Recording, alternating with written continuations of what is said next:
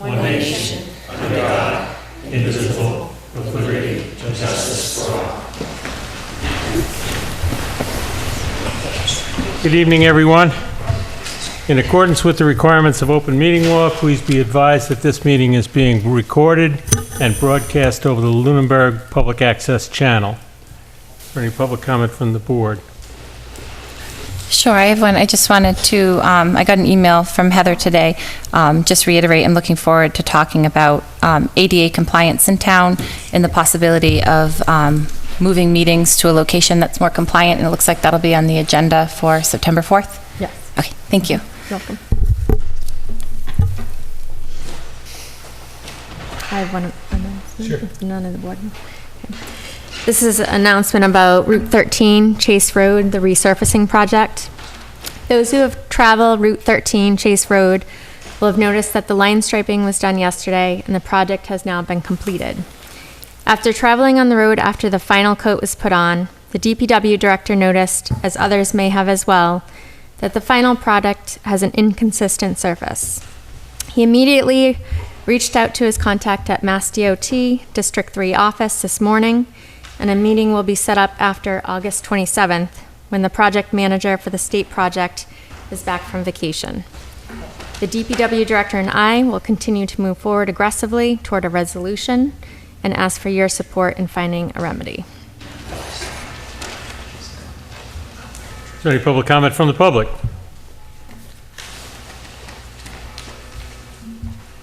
Okay. Our first appointment is at 7:05 for a special one-day alcohol license for Stillman Country Fair, September 8th, with a rain date of September 15th. Is anybody here from Stillman's?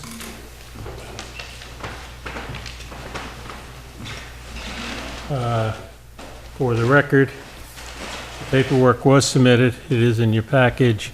We are still waiting for proof of insurance and food permits, which neither of which was submitted as of August 16th.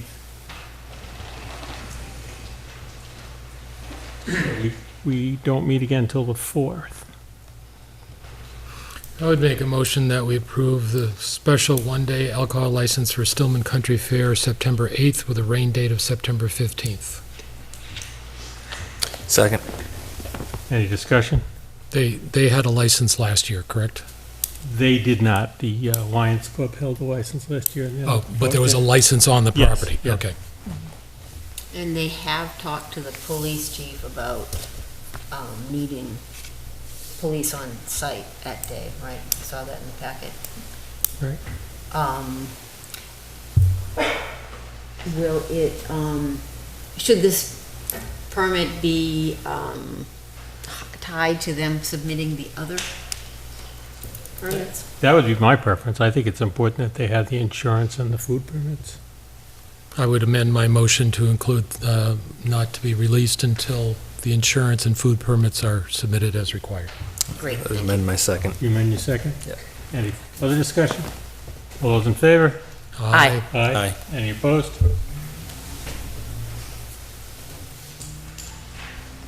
Thank you.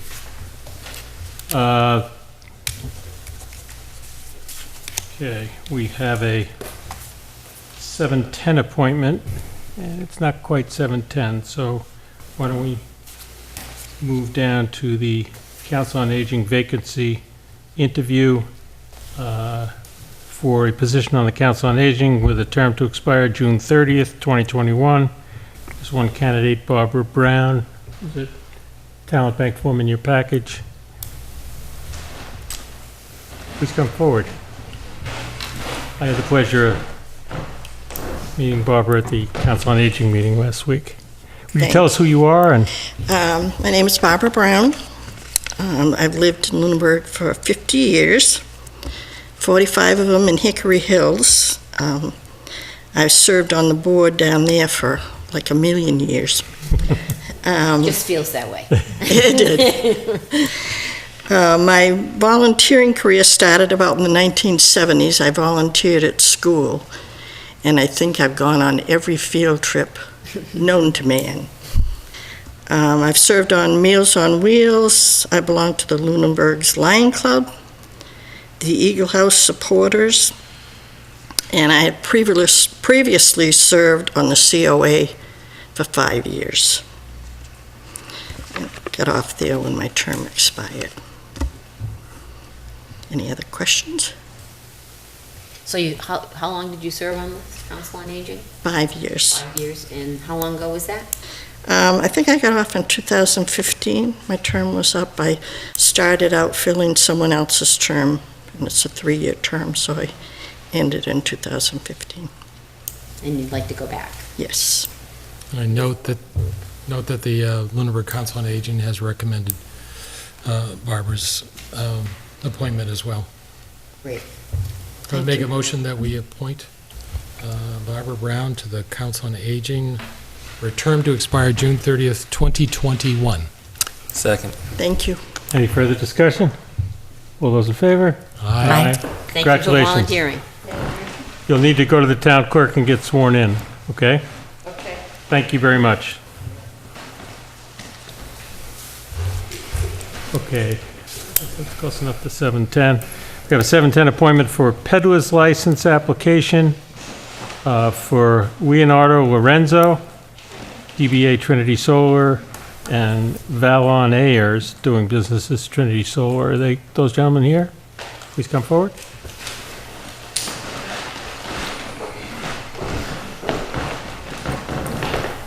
And their applications are in your packets.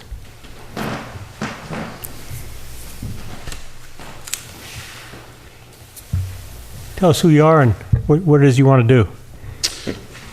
From the company Trinity Solar, and basically what we do is we go in neighborhoods, look for homes that we think would be good candidates to go solar, talk to the homeowners, tell them the benefits of going solar, and see if it's something that they'd be interested in hearing about more.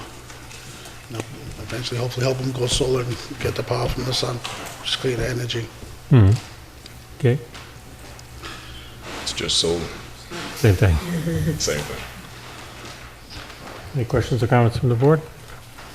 Note that the hours, proposed hours of operation are Monday to Friday, 12 to 8, which is when it gets to be sunset, and Saturday, 9 to 7. I would make a motion, we approve the 2 peddlers permits as requested. Second.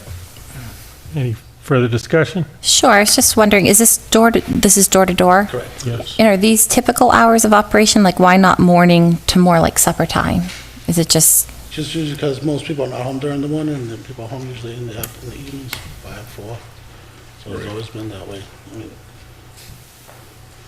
okay. Do people tend to get nervous if it's dark already? no, I mean, as long as you have a permit for the town, and they know we've gone through the background checks and all that stuff, they feel more comfortable. Usually if you don't have a permit, that's when they get nervous. That's why we came and applied for one, so make people more at ease and stuff. And it's, do you wear it, or how do they know? Usually, like I have a town permit for towns, and I just carry my lanyard, and I show them, they ask me for it. I also have one with the town of Fitchburg, and I carry it on my iPad. But it's kind of big, so it wouldn't fit real fine. So if they were nervous, they could ask you to come back Yeah. at another time? Correct. And you let the police know you're out and about, so that... Yep. You should call out and check in and let them know we're in town. Because they'll come visit. For myself, 8 p.m. feels late. I don't know if it's just more of the kid bedtime thing to have somebody knock on the door, just before 8. I don't know if, Well, usually if it's during the winter time, it gets kind of, it gets dark earlier. But in the summertime, then obviously it stays later out, so. How long will you be working in Lunenburg, do you think? As long as the permit allows us.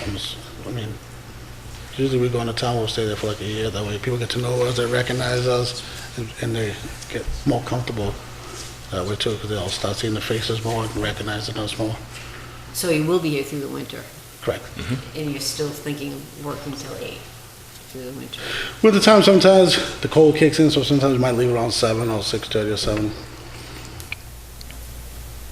Yeah, I kind of agree, it does seem late. But I understand that many people aren't home during the day.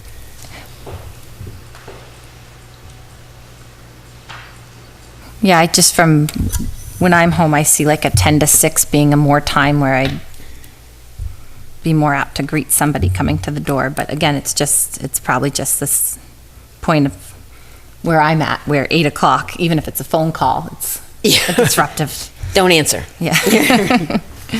Yeah, I don't normally get home until 6 o'clock Right, I know. from work, so. So we can meet in the middle for, say, 7:30. All right, I like that better. Or even just the ending at 7 on all the days. I feel like 7 is still like an after supper, 8's getting towards bedtime. But that's in a home loaded with Of kids. course, part of the trouble is it's not knocking on the door. There's technically supposed to be done the soliciting by 8, which means that if you move it up earlier, then they have to stop doing the work they're doing. Oh, I see. So if it's just till 8, they have to be done by 8, Yeah. so that they have to see the last person around 7:30. I guess that makes sense. We have a motion and a second. All those in favor? Aye. Aye. Aye. Any opposed? I'll go with oppose. Excuse me? I'll go with the nay, I guess. Nay. Okay, 4-1. Okay, gentlemen. Thank you. So we have to sign that here. I guess you stop by the office tomorrow and Correct. pick them up? Sure. Thank you very much. Thank you very much. Great, thank you. Appreciate it. Thank you. Have a good night. Thank you.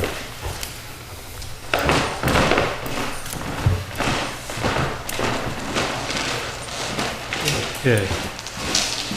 I'm going to move the old business number 2, Skateboard Park Committee update in front of the town manager report so our guests can give us an update on the progress of the skateboard park.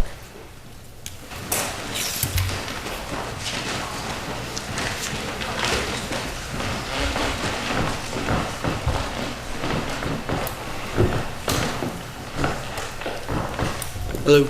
Hi. So we're here to give you an update.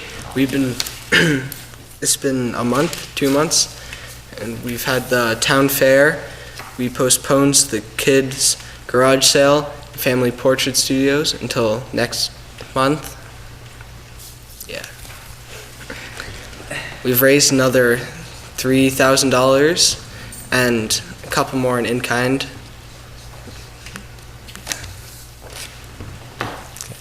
What's your total at the moment? We have around 18,000 in cash and 23,000 in kind.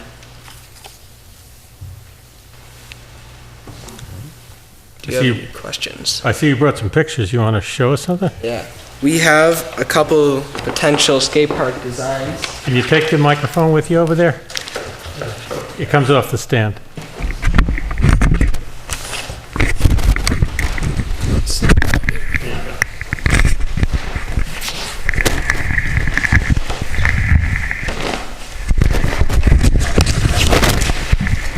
We have 2 different designers.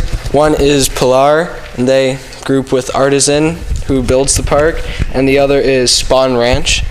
These are the Artisan ones. Is there one behind it? Alright. So, this is our first design. It's one of the most liked by our committee. It has a large open style plaza and a pump track around the outside.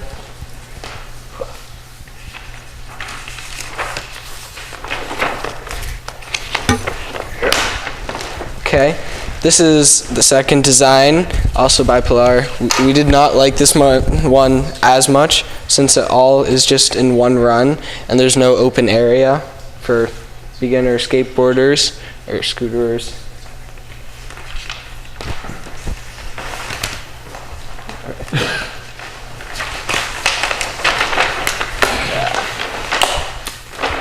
This is another design. We like this one because of the way they integrated the special cut concrete designs into the skate park design. We want to do something like this, but with something a little more like unique than a star, like our logo or something. We did not like this one as much. I think this is the last one by Pilar. This one we also did not like as much since every like obstacle was all grouped into one little section, and then it's just not very well like spread out. Oh wait. No. There you go.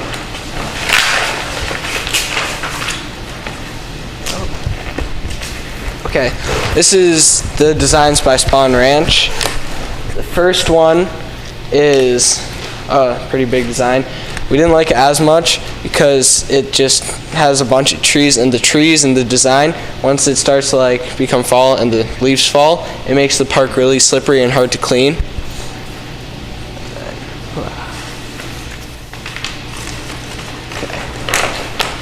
Second design by Spawn Ranch we did like a little more because there are open areas in the back with the ramps, and then a bunch of different obstacles that are spread out, so it's easy to use.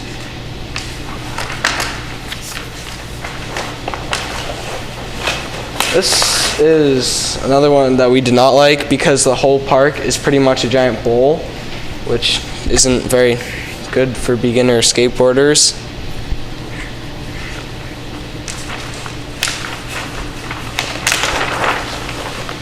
Another one, which is all pretty much just a big bowl that goes around, like giant ramps and stuff, which isn't good for new skateboarders.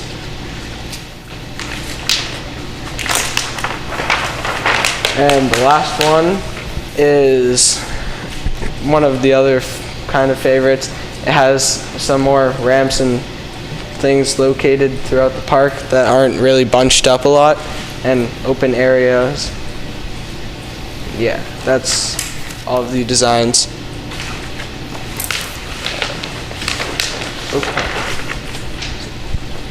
Okay, those are the designs we have.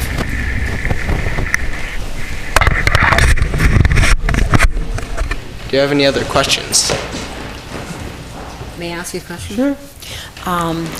What's the difference in price when you look at like the 3 or 4 that you liked? Yeah, so the first one that we liked by Pilar was in the $400,000 range, so around $200,000 in in-kind and $200,000 in cash. The second one we liked, I can't remember the price, but it was like the more triangle one, which isn't as large, so the price does go down. The one with the star? No, the one. So the other firm. The one by Spawn Ranch. This one. The first one? Second one. Oh, the second one. By Spawn Ranch. And how much was that one? I can't remember the price exactly, but I think it's in the $300,000 range. So both of those are really out of your reach. Yeah. So what are you going to settle for one of the others, or what are you going to do? Oh, we're gonna just keep on fundraising and collecting cash and in-kind until we've met our goal. Is the phase 1 and phase 2 on? So Is that to help? Are built in 2 different pieces, and so the darker areas are the phase 2 and the lighter areas are the first phase, and that's on the bigger parks that cost more because So is that to help with fundraising? So- yeah, but we're planning to build it all in like one step, so we don't have to continue fundraising over a course of 2 or 3 years. So I guess I don't understand. So nothing's going to be done until they actually have raised the money or committed the funds before they'd actually go forward with a plan. Is that correct? Oh, so March is off the table at this point. It's not off the table. We're talking with big companies and going to funds and grants, asking for money. March is ideal, but if we have to go past March, yeah. I don't necessarily set deadlines. We Yeah. can really build when we're ready, but we would like to build by March. Can you jump in real quick? Sure. Yes, please. You guys do a great job. So Anthony Coyote, 1091 Mass Ave. To answer your question directly, the pace of our fundraising has been, I don't call it anemic, but it's if you look at this, if you were to plot this, it's accelerating and not parabolically, linearly, right? We've got probably, soon to be 20 requests out to organizations, charitable organizations throughout the United States, besides the Tony Hawk Foundation, who is committed to seeing this project be a success come next year. So What organization did you just say? Tony Hawk? Tony Hawk? Yeah, he's one of the more prominent skateboarders in the industry that runs a charitable foundation that contributes very heavily to projects across the United States. And they're tied to other philanthropic organizations. So we're talking with them. We actually just received from them a letter of, I used to call it endorsement. They've been tracking us very carefully, both online. I've been talking with them on and off for probably the last 4 months, and just getting guidance from them on what are we doing, are we taking the right steps, are we thinking about the right things, and trying to learn from everyone else's mistakes that have done this before us. We've also gone off over the last 60 days, and we've met with organizations that have built parks all over the Northeast and learned from their mistakes and their fundraising efforts and best practices, design practices, construction best practices. Again, trying to make sure that when we do take our whatever next step it is, it's taken in a very sure, steadfast way. The next goal, as you see from all these pictures, so we've basically narrowed it down to two designers / build outfits. And part of this was a process of just natural selection. Some people just simply didn't respond. Some people priced themselves immediately right out of the discussions. These two designers have taken their best foot, put it forward. They've seen our schematic, our topographical design, and said, in a vacuum, here's 5 designs, or four or five designs, and off of them, we just kind of trying to get a feel for, do we like their design style? What do they like to work with? Because it's going to be a very intimate relationship that we'll have with these people for a number of months when they come to our town. So these designs are not, by any means, the final. These are, 1.0 draft revision A. And again, just based on the feel, we tend to lean towards Pilar because you can see in his designs, he's got this sort of mentality of, he's worked with enough organizations to see that you don't have to come up with everything up front. We'd like to, right? That's certainly our goal. It costs about between $40 and $50 a square foot to build. So when we're talking about a 10,000 square foot park, that's about $400,000.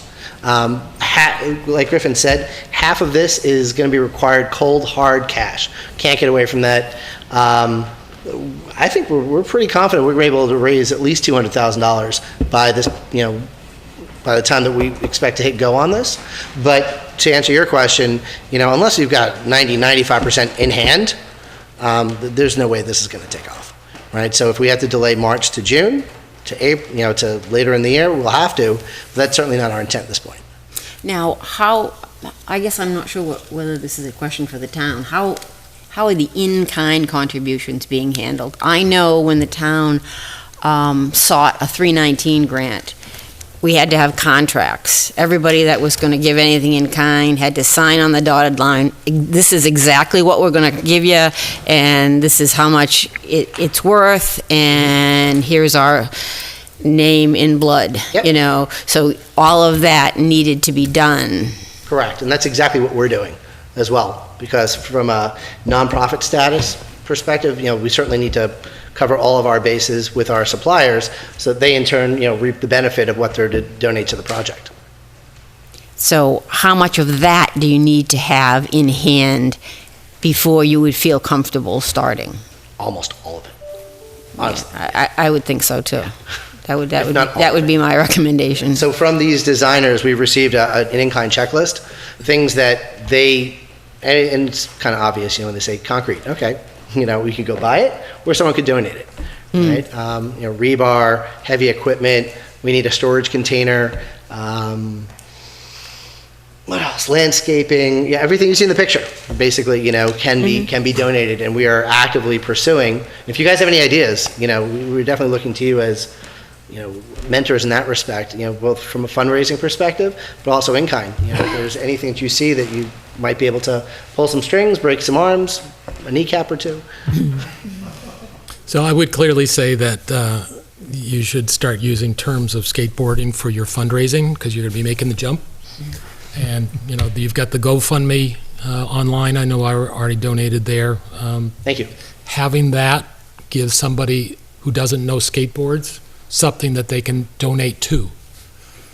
So I think that your publicity process, talking to the press, coming before us tonight, and makes a difference. The fact that everybody's doing it on their own with your support, but it's definitely a youth-led process. Absolutely, and each one of them, and there's another gentleman who's not here as well, have certainly spired the project and gone out, and they all have their own little networks of teams. So as we go engage, whether it be fundraisers, we're even with Stillman's Fair, how we're helping them both set up and tear down the event in exchange for them basically donating to us the space to be able to vend that day.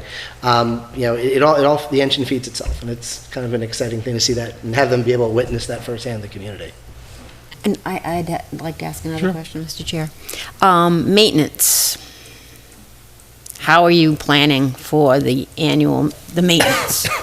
So we have gone off and in our travels spoken with people that have been not only responsible for building but also maintaining these parks.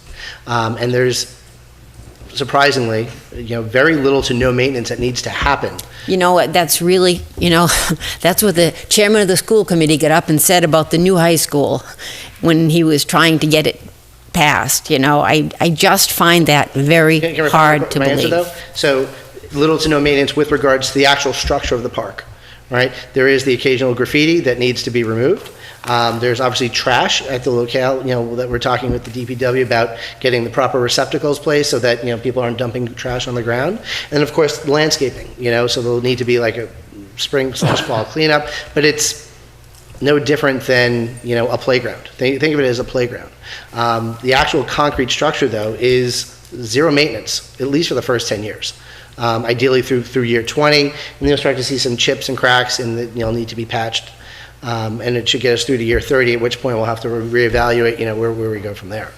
So you're developing a maintenance budget. That's what it was. If I could Please. pipe in. Greg Roy, Deuce Armadillos, and also 105 Chestnut, one of the dads, and on the skate park board. One of the main goals you've seen all these sort of our initial concepts that we got, but we're really trying to hone in on what we're going to have here for I need it as the engineer, because I need to put something on paper and get through site plan approval. We need to develop what we have so we can get a budget for construction and we can start estimating then maintenance. And I think that's probably like year 1 through 5. There'll probably be maybe a difference in year 5 to 10, and we can kind of start to hone in on that once we have a more concrete thing that we've identified. It also helps us with fundraising when we can put a plan in front of people. Mm-hmm. Right. And I think, the only other thing I wanted to say is there's going to be a lot more visibility and transparency in this process as we get that sort of refinement going.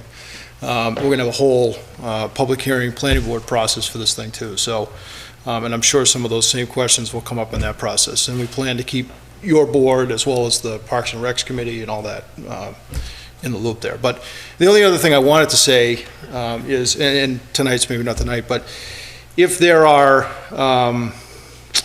and we reckon this is sort of a partnership. It's your land, Right. and you've graciously given the boys, permission to roll with this plan.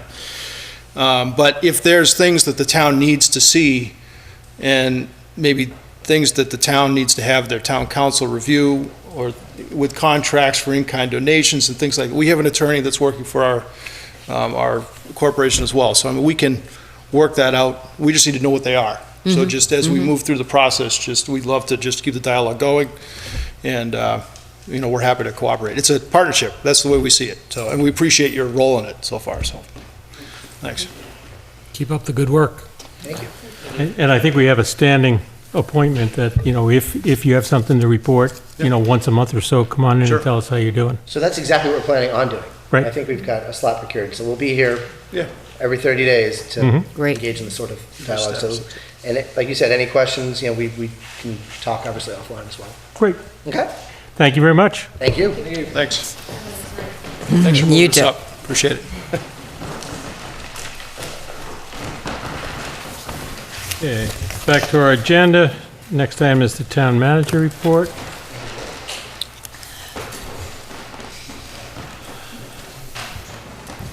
An update on the Summer Street Road reconstruction project from Mass DOT. The contractor, Baltazar, is continuing with drainage installation in Fitchburg.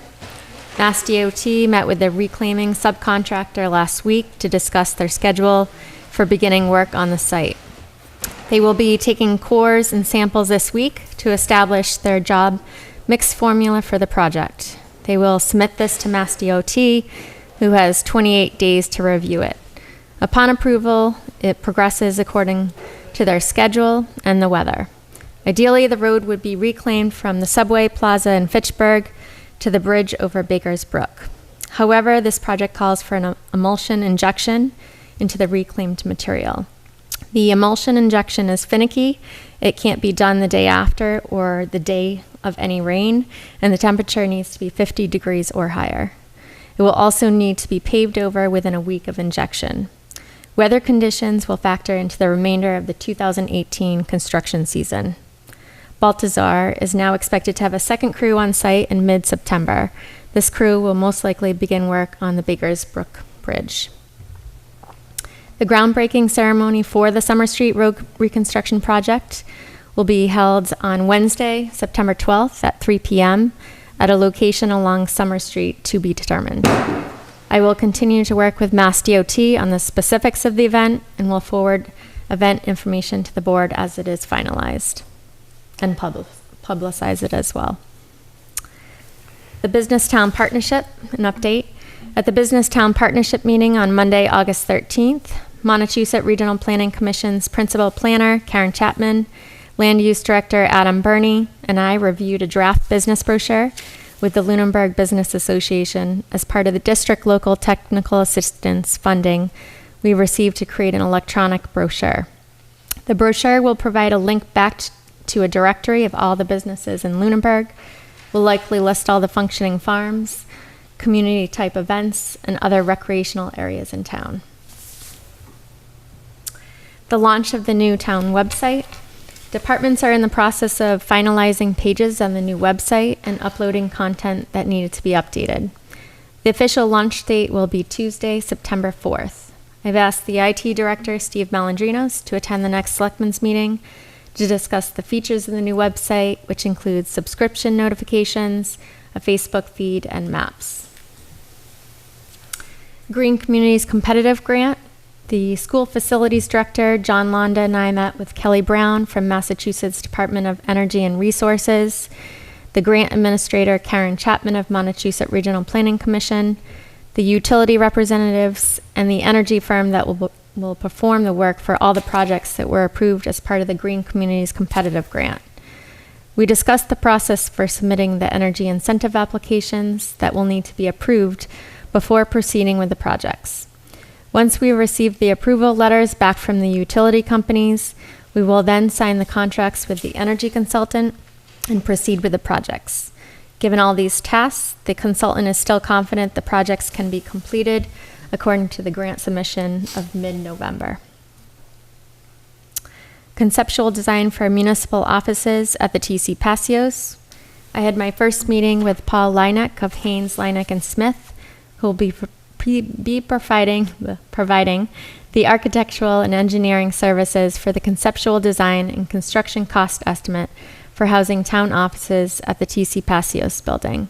And we will do a walkthrough of the building this Thursday, along with School Facilities Director John Londa. I asked Mr. Londa to come along as he is knowledgeable about the condition of the building and the history of repairs and upgrades that have been done to that building. The architect is tasked with providing an initial conceptual design that will be presented at a board meeting and, based on the consensus, prepare a conceptual design floor plan of spaces and associated site plan with parking that supports the proposed use. This final conceptual plan will be accompanied by an updated construction budget and report that includes the floor plan, code compliance, budget cost statement, and design comments. Other announcements: Town Council office hours are August 28th from 2 to 6 p.m. I have attended the Regional Dispatch Negotiation meeting, which was Monday, and will be attending a Dispatch Administration Board meeting tomorrow, Wednesday, August 22nd, and we will be holding a department head meeting next Tuesday, August 28th. that's all I have for tonight. You know, in the regional dispatch meetings, is there a lot to discuss? It seems like you guys meet a lot. Well, we have there's 2 sets of meetings. I'm part of a subcommittee for negotiations for the dispatchers. They're up for their contract. Oh, okay. And I also attend the administration board meetings, which can be 1 to 2 times a month. Seems like it comes up a lot. There is a lot to discuss. Okay. If I may ask Heather a question, did they give a timeline on when they would have this floor plan prepared by for the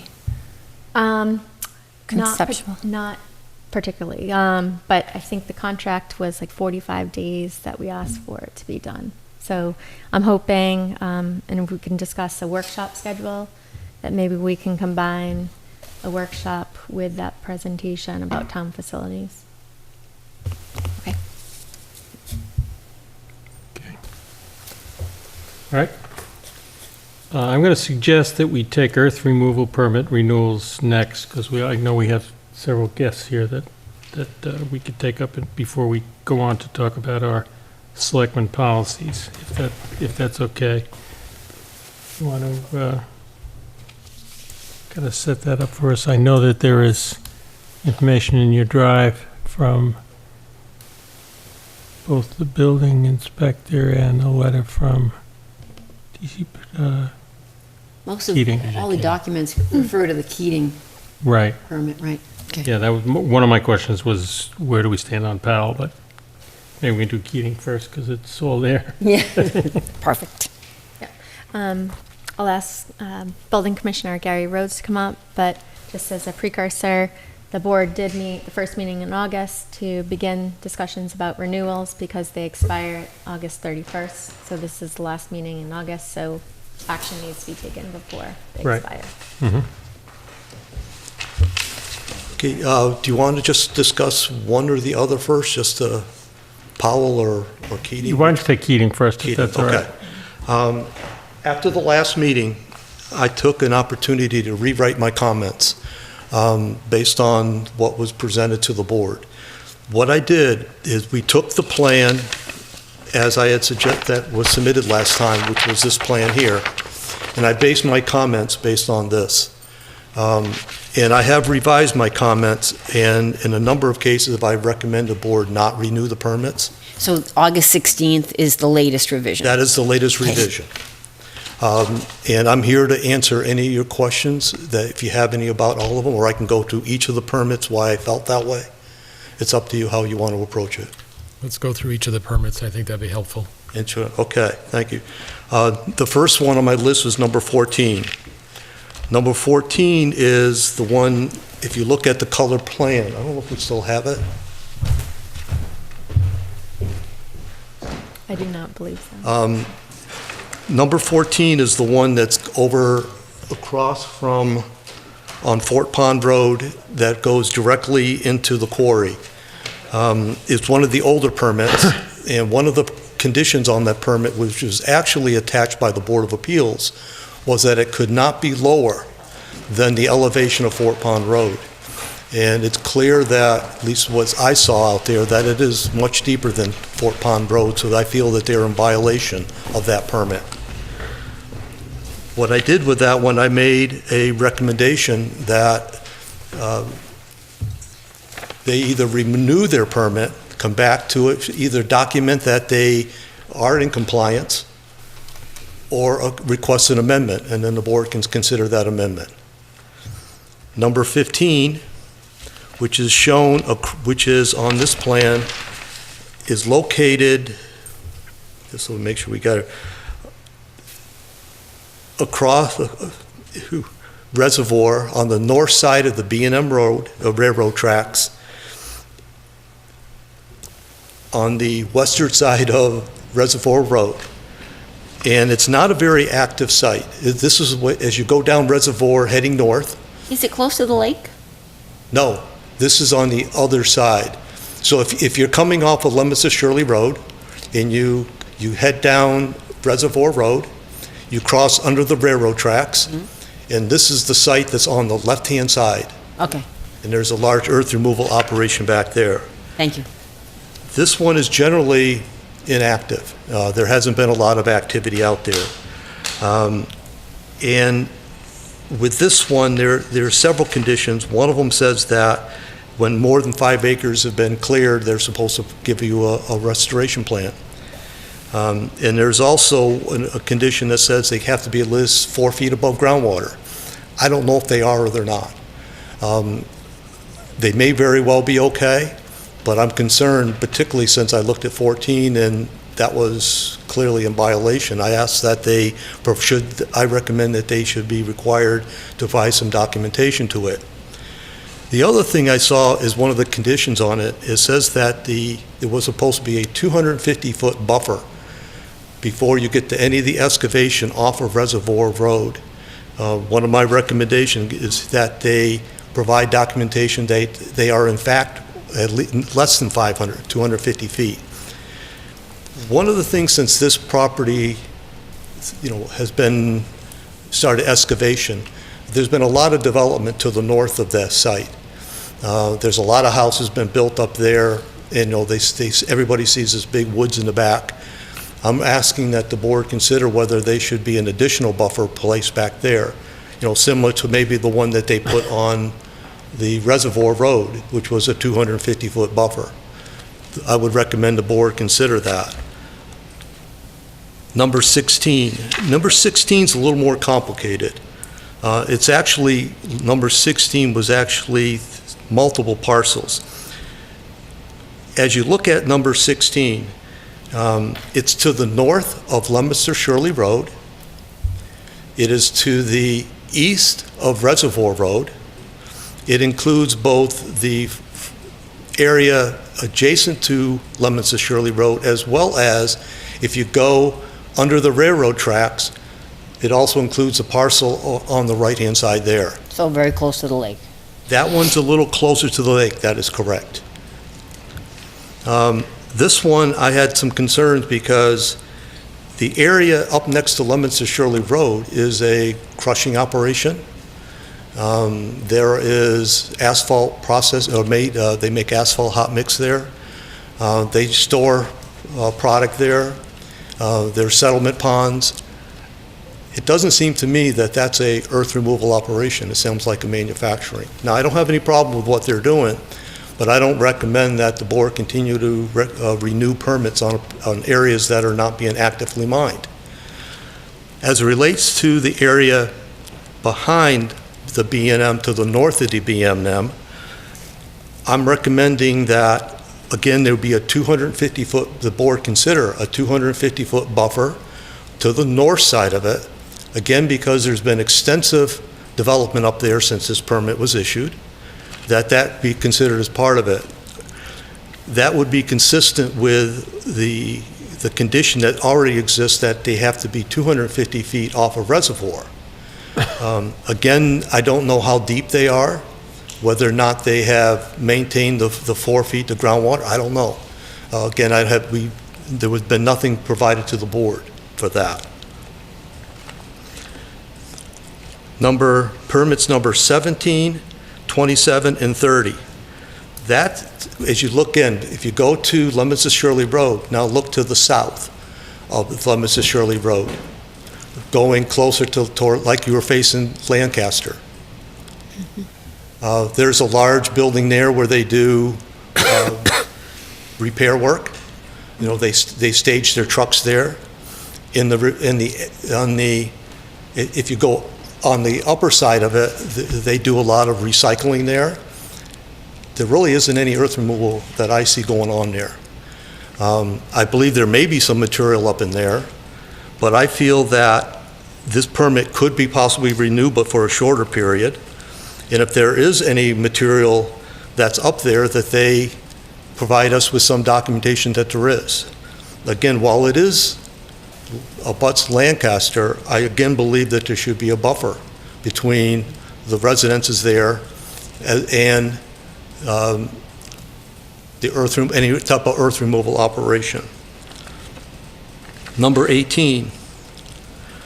In that case, the residence actually would be in Lancaster. They are Lancaster residences. Yeah. Yes.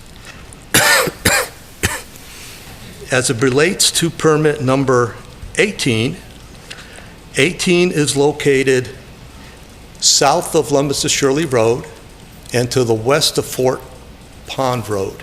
It's right in the corner there. This is what I feel is active earth removal operation. It's part of the quarry operation. I would recommend that permit be renewed. Are they deeper than they should be in that area? Excuse me? Are they moving deeper or in that area, or is that not a concern? They haven't really been doing anything in that particular area that much. There is still some material that's left up in that area. It's sort of like a buffer between everything. There's really not much going on right there. I think I see a lot of trucks coming in and out of there. The trucks you see, which should be just to the south, those are going into the quarry. Oh, okay. And they're operating there, and generally they're operating where most of the quarry is in Lancaster, and that's where the majority of the earth removal operation is taking place.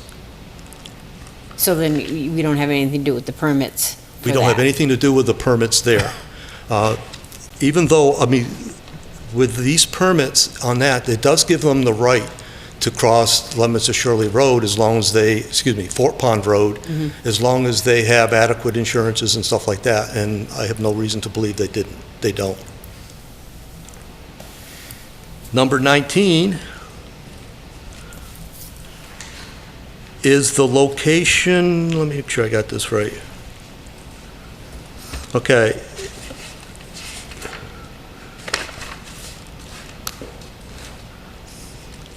Okay, this is the area to the north of Leominster Shirley Road, to the west of Reservoir Road, to the south of the B&M. This is in behind the office building. There are some, buildings that are in that location, but there is also some more material that could be excavated in that location. I would not object if that permit was renewed. I don't think it's really very active, but there is some material there, and they seem to indicate to me, which I think is reasonable, that as the need rises, they have different material in different locations. They may need to go in there and remove it. So I didn't feel a problem with that. Number 28. 28 is on the corner of Reservoir, which on the west side, and the north side of Leominster Shirley Road. It's their office building. This is where they have their scales, their main office. There's parking, landscaping. It's not an earth removal operation. I do not recommend that permit be renewed.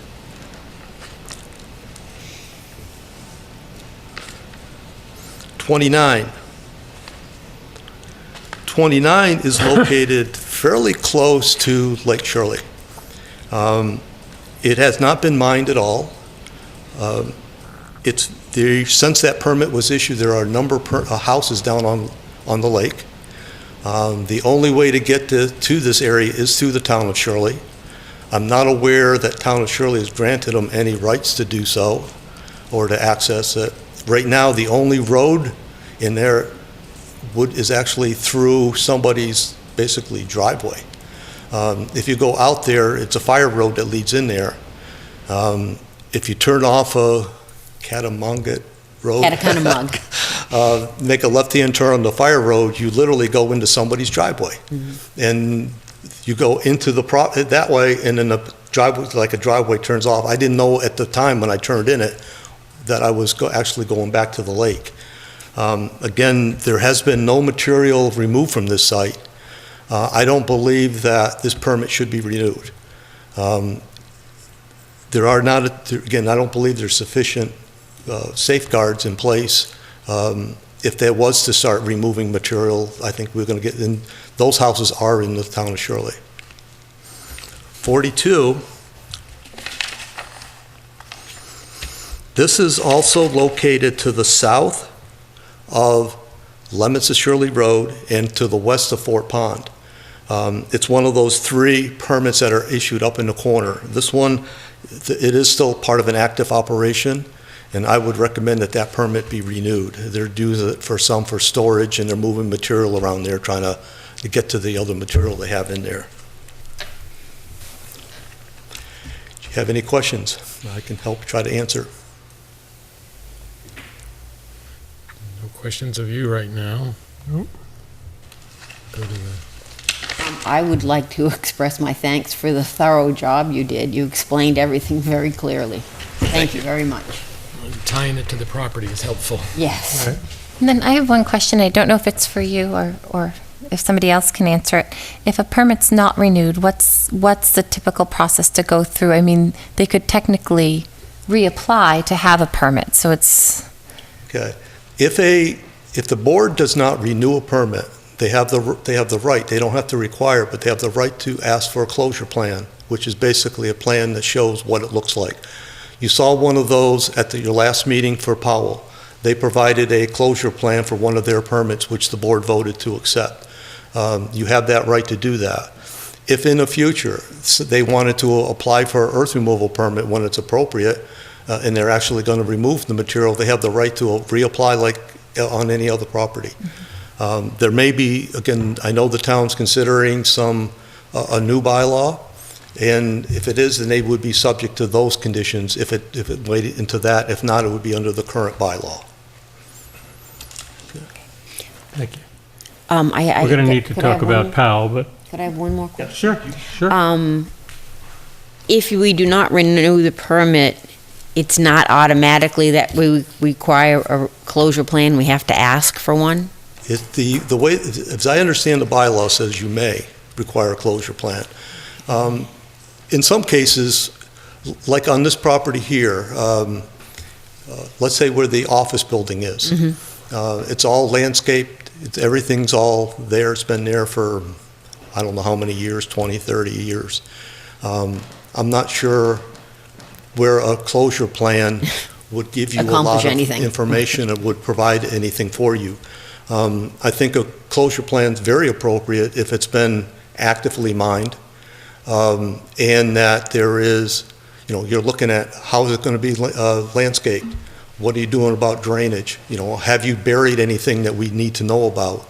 It kind of gives you a sense of how do we close this property up. So it has to be looked at on a case-by-case basis? I think it should. Okay. That's my opinion, at least, because the way the bylaw is structured, I think it is a case-by-case basis. Okay, thank you. Like last year, if I remember correctly, we had one like Monterey. They had a little area that we looked at. They had done some excavating. The board voted not to renew it. In that case, the board voted not to require a closure plan. I know that you asked that both myself and the conservation administrator to go out and look at it together, and we felt that any type of restoration would be more damaging, or any landscaping or any type of planting trees and stuff, because there was some surface water that would probably be more would not be of any real value. And then in that case, there was no closure plan required of them. Okay. Thank you. Just like to call the board's attention to a letter that's also in your packet dated August 17th, which was written by Mulaney Engineering in response to Building Commissioner Rhodes's August 16th memo, and asked us to consider a different course of action. Mm-hmm.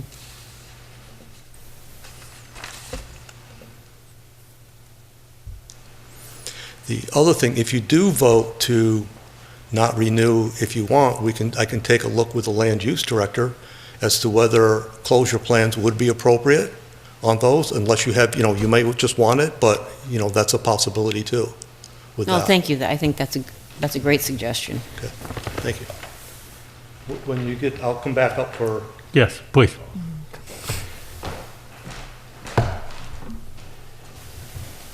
So the proposal from the Mulaney on behalf of Keating is that all permits be renewed now in anticipation of the comprehensive data that may be required for the new bylaw for 2020. So effectively, approval for 2 years. Not, I mean, we'd only be acting on one.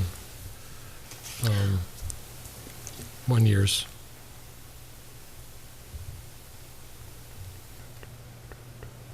I guess I'm of the mind of what I see. Permit 14, 15, 16, 17, 27, 30. The building commissioner's recommendation for 3 months as we consider the various considerations about requiring to check on the water level and setbacks and other things like that. Complete renewal of 18, 19, 42. And then 28 would not be, because that's the office and the truck scale, and 29 is the land adjacent to Lake Shirley that you access through Shirley. You know, I'd be in favor of following the building commissioner's recommendations.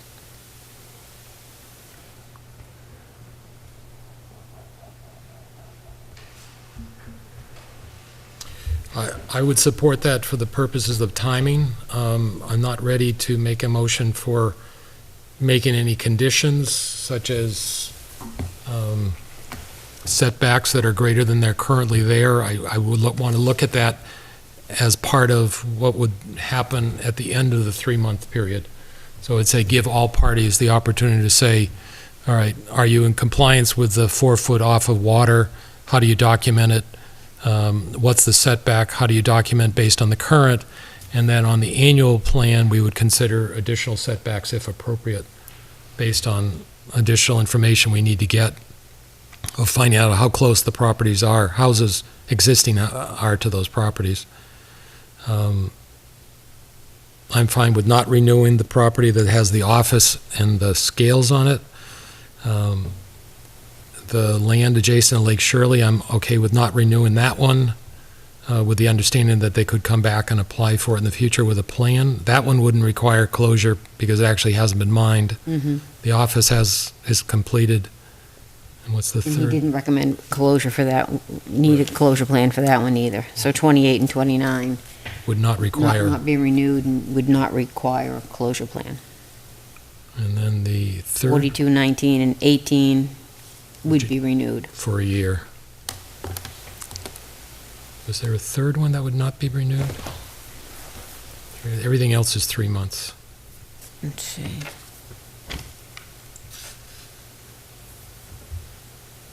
So that would be my motion, that we do the permits 14, 15, 16, 17, 27, 30. Be renewed for 3 months with additional work to be done. That permit 28 and 29 not be renewed. Permits 19 and 42 be renewed for 1 year, expiring August. I think 18 goes in, fits in there too, I think. 18, 19, and 42 be extended until August 31st, 2019. I'd like to second that. Is there any discussion? So I've appreciated the building commissioner's work on this, but I would ask before the 3-month period, if fairly soon, whether we need additional help to identify what sort of setbacks and other things like that. I mean, I would look to the property owner and the permit holder to do a lot of the work for us. The question becomes whether we need peer review to look at that response, and I would leave it to the land use director and the building commissioner to determine whether they need additional help to come back to us at that point.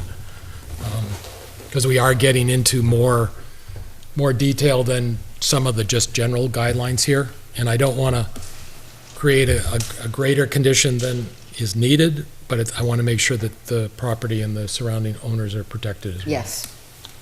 I'm inclined to support your motion. My only concern is that I think that given the workshop last week and the work that that needs to go forward. I'm not sure we're going to be clear enough in 3 months. So my guess is we'll be back here in 3 months extending it again, which is fine. I think it's worth reviewing again in 3 months. And in fact, I think we may be reviewing the ones that we approve for a year with a different set of objectives if the work is proceeded from the workshop by the land use director and the planning board and other people who were going to be part of that. But I'd be inclined to support your motion. I mean, I'm okay with the idea that we'll probably end up extending the ones that are going for 3 months, but I think there's some specific questions there that the property owner actually can get information between now and then. But I'm inclined to take into consideration the letter on Keating's behalf that says they, you know, for all the reasons in the letter, it doesn't make a lot of sense for them to do a lot of engineering without the guidance of what might be a new set of guidelines. Right. And that's where I'm comfortable with having them give us information. For instance, adding a new 250-foot buffer is a new change to what we're doing. If there's an existing 250-foot buffer zone, are they compliant or not? Right. So are they compliant with what they've been told to do to begin with? And that's the minimum that I'd be asking for the 3-month extension. And in the other, where new houses have been built, you know, does it make sense that a 250-foot buffer be, you know, to protect the homeowners? But I wouldn't ask for an official engineering going out, laying out. I think some Google Maps, some other, you know, distance discussions, where are they building now, removing, where's the housing? So that information would be good to get. Mr. Chair, if I may, I think when you brought up the 3 months, that was going to be my one thing, was I just didn't know if 6 months felt more realistic. For the fact, I feel like we keep coming back and don't really have a resolution plan, but we're all doing a lot of learning and planning and on the topic. And I just feel like 3 months is an eye blink and that maybe 6 months, and maybe when we're back together, we can actually be at a place where we're all in a really good point of understanding, rather than bring people in and out and in and out.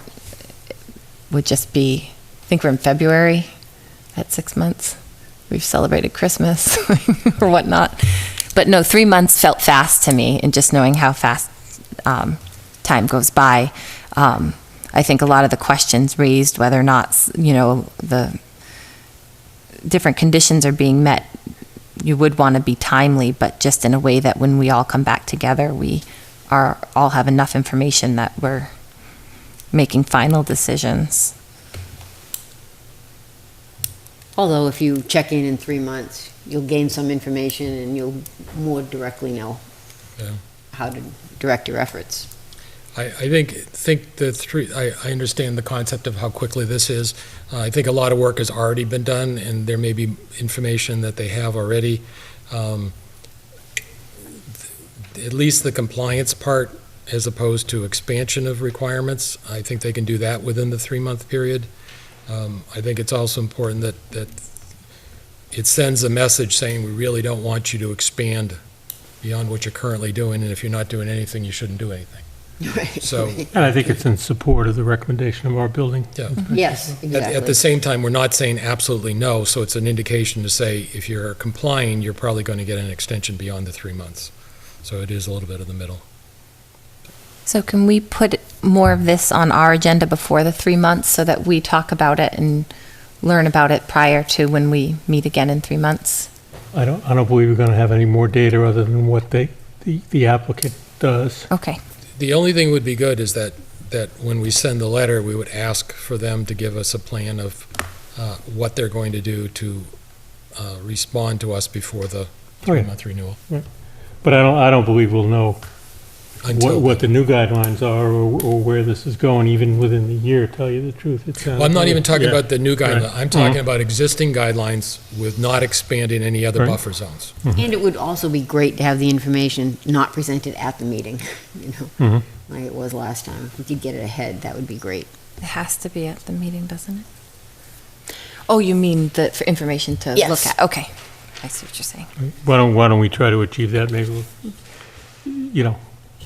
ask for response within the 3-month period and give us a week or two to look at it before we put it on our agenda. Right. Okay, we had a motion and a second.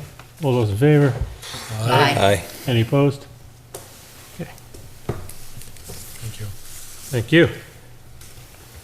All righty, so now we're up to item number 3 on old business. Do we have to do Powell's? Oh, Powell, right, sorry. Yeah, there was kind of a lack of information on Powell in here. I guess we're going back to what we did. So do we go back? So it's on the agenda, but the material is in our prior Okay, meeting. I guess, is that, Gary, would you come forward? So There was a new. did you revise your letter for Powell as well? Or is it the same letter? I'm losing the same letter. Okay, so what was the date of that meeting? That letter's date was August 2nd. There's its own individual folder called Earth Removal Permits, and Oh, under yeah. that, And then, let's see, so Powell, Powell's Sand and permits. Gravel. Building Commissioner memo.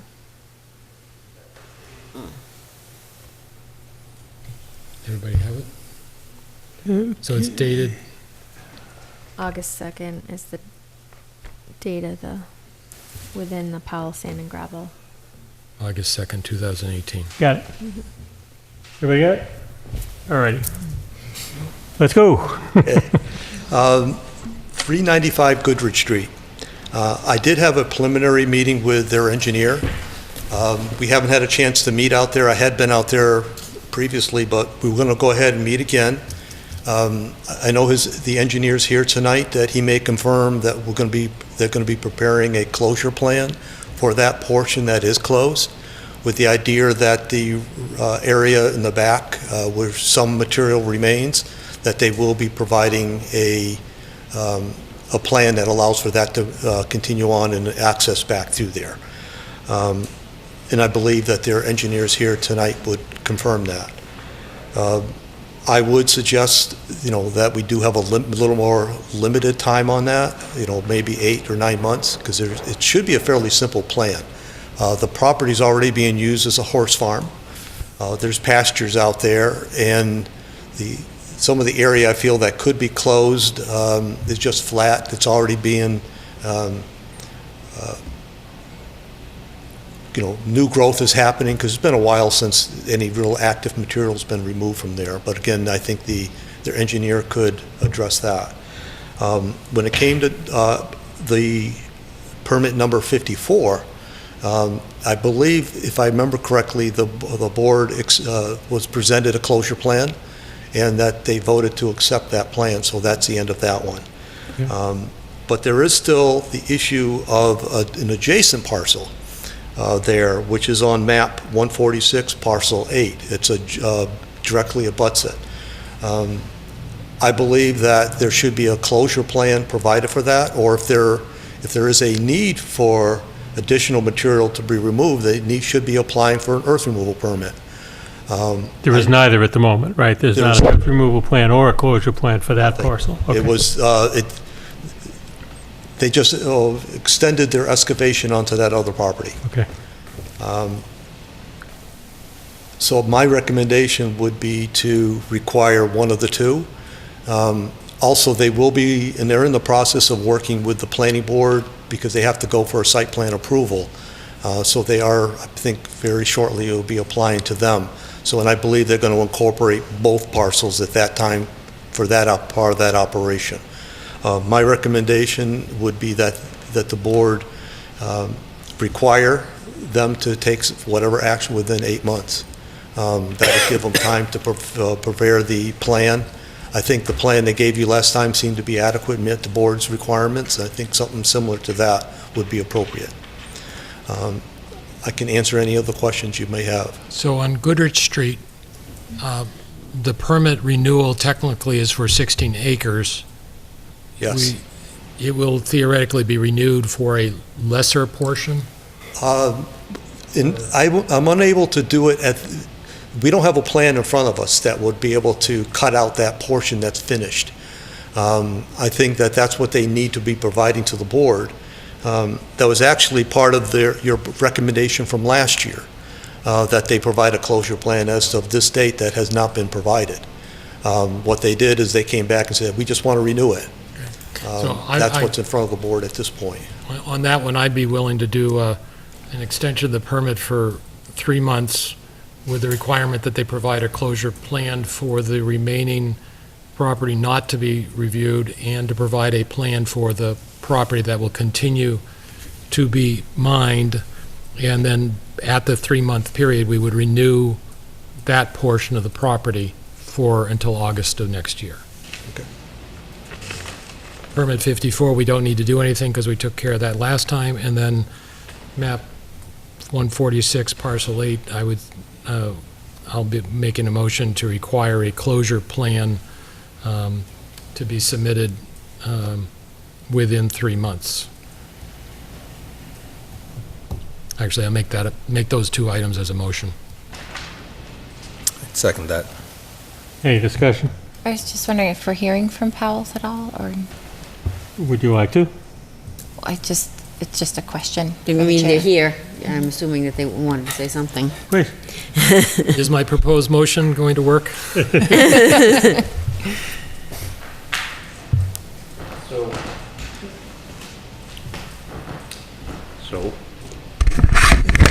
My name's Brian Marchetti, McCarty Engineering, here on behalf of the Powells.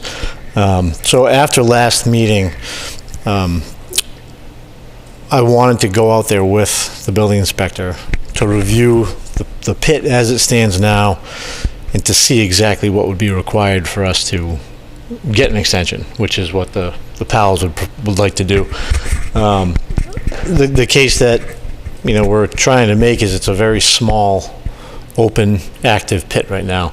I went out there today and took this picture with a truck in it so you can see the size. It's less than an acre. And there is only enough room in here for a machine to sit and a truck to drive in to load. So it's very small. And then when you literally turn the car right around to leave, from the entrance to the pit all the way out to Goodrich Street is fully stabilized with the exception of the roadway.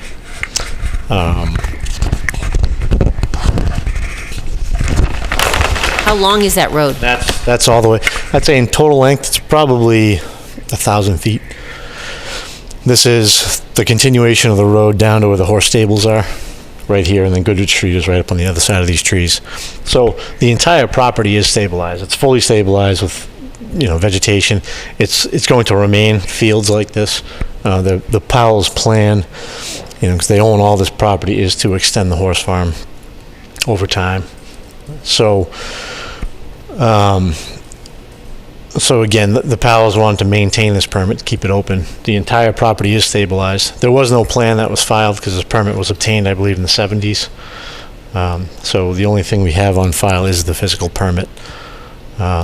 So which do these pictures refer to? Is that Goodrich Street? Or this is the Goodrich Street. Okay, fair enough. So the Goodrich Street. So we got the one closed out at 151 Leominster Shirley Road last time.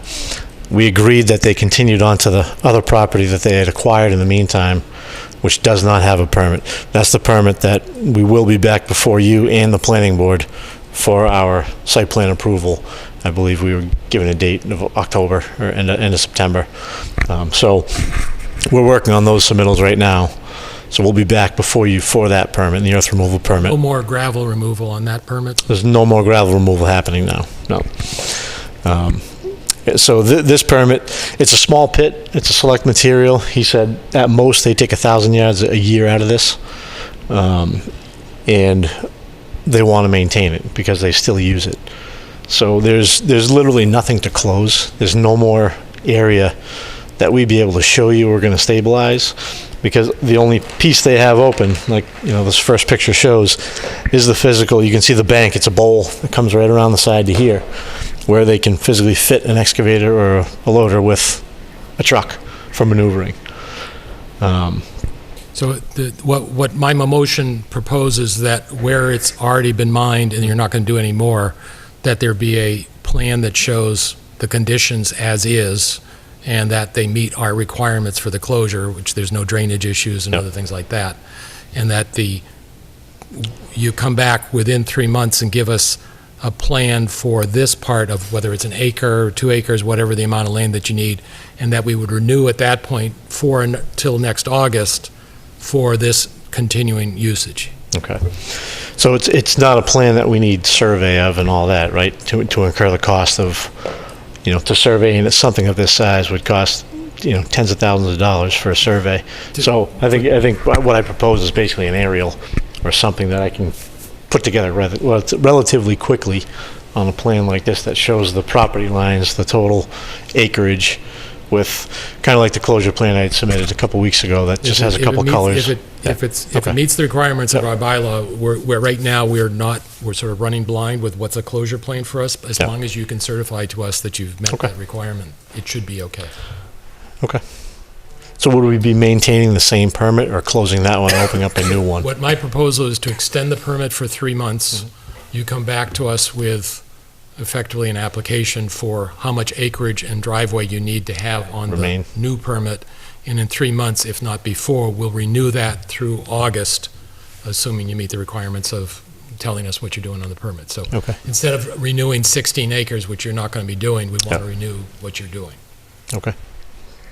Assuming that's what my motion is saying. Yep, it's reasonable. Yeah, sounds reasonable. Yeah. So are we essentially closing one to reopen it as a smaller permit?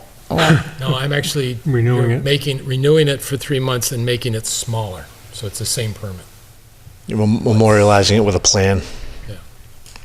So I'm renewing the whole plan now. Yeah. We are renewing the whole plan now for the full 16 acres. They'll come back with the reduced amount, and then we would approve that plan for the following 9 months. Okay, so that's 32. We already did 54, and we're not going to take any action on 146A? No, we want to, as part of whatever you're doing with the planning board, which we're not involved in, we need a closure plan for that. Now, the closure plan may be met as developing the site plan, so it may meet both requirements, as long as the requirements of our closure plan are addressed in a plan that will come to us.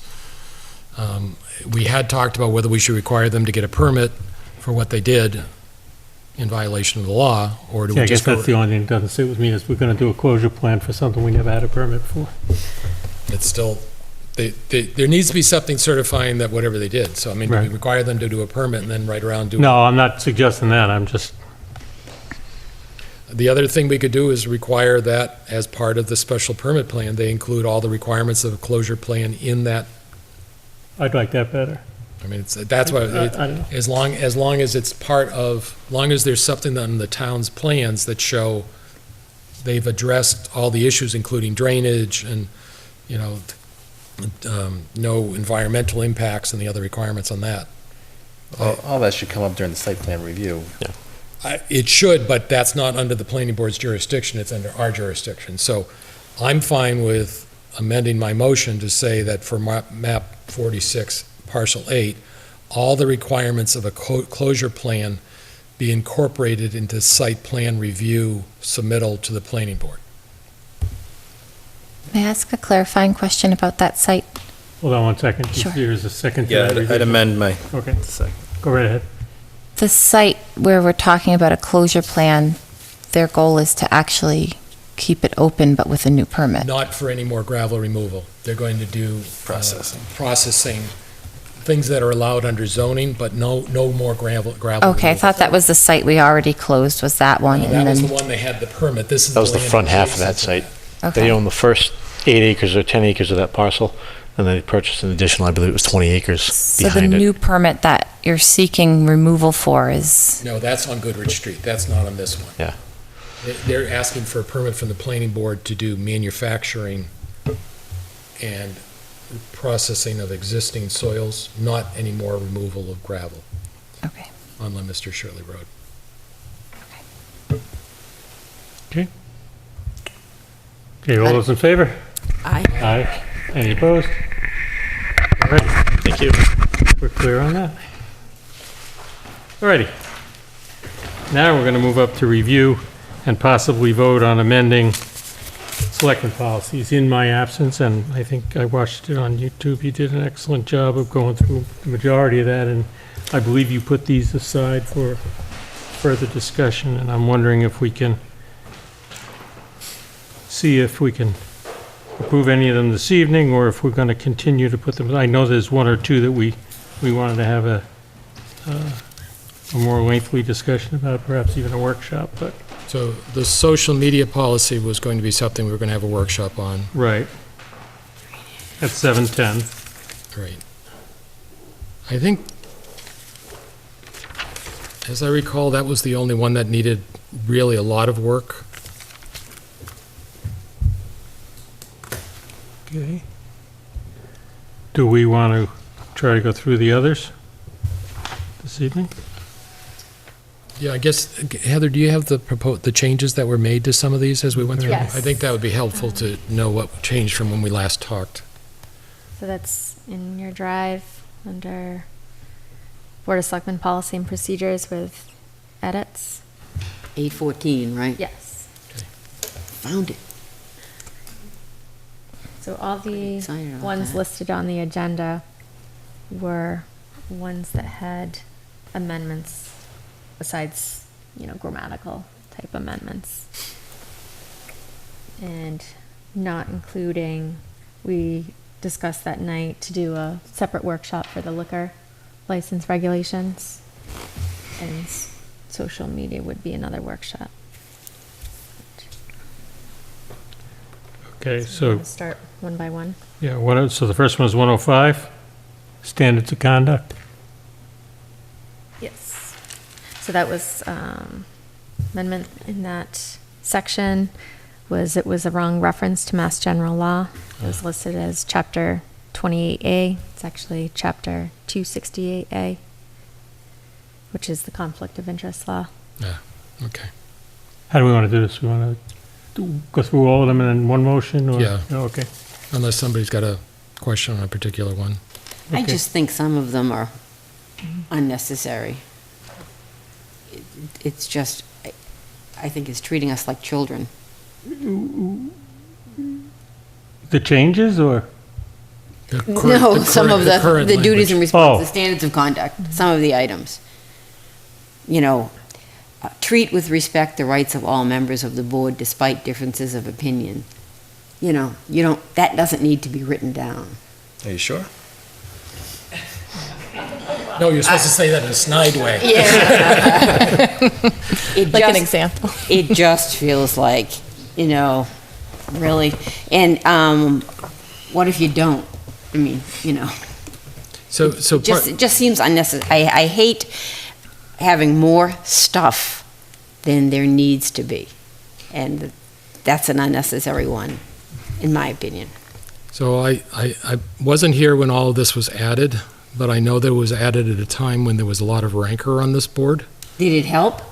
I think what it does is it basically sets a standard by which we can hold other people accountable. I mean, we can't get rid of another member who's elected by the public. That's not a case. But I think that if somebody's being in violation of policy, then that says a lot, that more than there are no policies. I mean, I would love to have these standards of conduct once for some people acting on social media, but I think it acts as a way of sending the message we need to act like adults. I think it's insulting. I think we need it in there. Yeah, I don't think it does any harm, and it actually does set a standard that I'm comfortable with. For a fourth grader, I mean, it's just unnecessary, but I'm not going to fall on my sword over that one. On recognize and support the administrative chain of command and refuse to act on complaints as an individual outside the administrations. What are the administrations? Which bullet point? It's 1, 2, 3, 4, 5, 6, 7, 8. 8. Bullet 8. I mean, I don't even know what that means. So administrative chain of command would be police chief, fire chief, and their So we are not supposed to talk to the lieutenant of the police department outside as an individual. We're supposed to go through the police chief chain of command process, and actually the police chief reports to the town manager. So we should be, a lot of these things go back to the days before we had a town administrator, a CAFO, a town manager, and the selectmen, even when they used to be full-time employees of the town, used to do the work on a day-to-day basis. And this is saying, don't get involved in the day-to-day part, work through the chain of command. That's my take on it.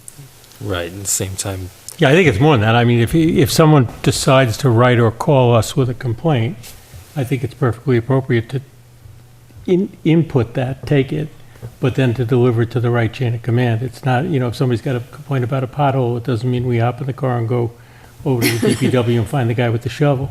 Right. And I think in the past, there was probably a more active role. And that's what, I think that was designed to codify. But it's in the past. I just don't believe that we need something like that anymore. I think it's a message to current and future members of this board of what our job duties are and are not. And it's not in the past. I was just in Vermont this weekend talking to my friend's father, who's a selectman in town. They don't have a town administrator. People do call him at 9 o'clock at night saying they just hit a pothole and get someone down here to fix it. But that's not Lunenburg. Because we have it written down. I mean, if we stop... Oh, really? If we took that out of there, you'd... We know these things, but 10 years down the line, if we don't bring this up every year or whatever, someone doesn't understand what their position on the board means. I just think when you have a whole bunch of stuff in there, just to have stuff in there, it has less meaning. I like to cut to the chase and have the important things in, not just a bunch of feel-good, blah, blah, mother and apple pie stuff. I'm just not that way. Well, I like mother and apple pie, and I think each of these statements are very important. So how about recognize that he, she is a member of a team and shall abide by all board decisions once they are made? I mean, if the board makes a poor decision, a member should be able to work to try to get that decision changed. Once a decision is made, that's the end of it? I mean, I would hope that the people who elected me would want me to bring up a poor decision again and again until I got it changed. And I don't think this says that you can't do that, but I think it does say that you can't ignore the decision and go off on your own and do it differently. I absolutely agree with you, Phyllis, on that one, that we should be 5 independent-minded thinkers, and that the idea of becoming a team doesn't represent the town well. Well, it doesn't mean that you cannot. At the same time, movement of the government is so slow. We need to be able to plan for things. If we make a decision, we need to give a directive to the town manager or whoever else to move forward with them. And at such a glacial rate, we can't afford to have them move forward and keep pulling them back over and over again. So, well, if it's a bad decision, we even need to. But if it was a bad decision, it was still a decision made by us or by town meeting or by whatever mechanism has authority to do so. So to keep pulling back on the process that's moving forward because you as an individual don't like it doesn't make sense. But I think that if somebody, whether they don't like it or new information comes up, even though we've made a decision, we can go back and somebody can request to get it back on the agenda again, present the information, try to get a different vote. And if there's a different vote, then we go and we support that, which means that the people on the other side thing have to support that decision. But I think once we have a decision, you're supposed to support it until the board changes it. But that's not what this says. Well, once the decisions are made, you'll abide by them. You can then have a different, there's nothing saying you can't. How about, and shall abide by all board decisions once they are made, or take action to change if merited. But you still have to abide by it until it's changed. I mean, this makes it sound... We're a multiple body, and there's a definition for that. We're not a governor or a mayor. We are not individuals. We have to speak as a board. I think it's a board made up of 5 individuals, so I think both things need to be considered. Well, that's not what the law says. Well, this isn't the law. This is our policy. Well, I would hope that our policy follows the law. The law says that we are the chief executive officer, and when we as a board vote, that is the chief executive officer's decision.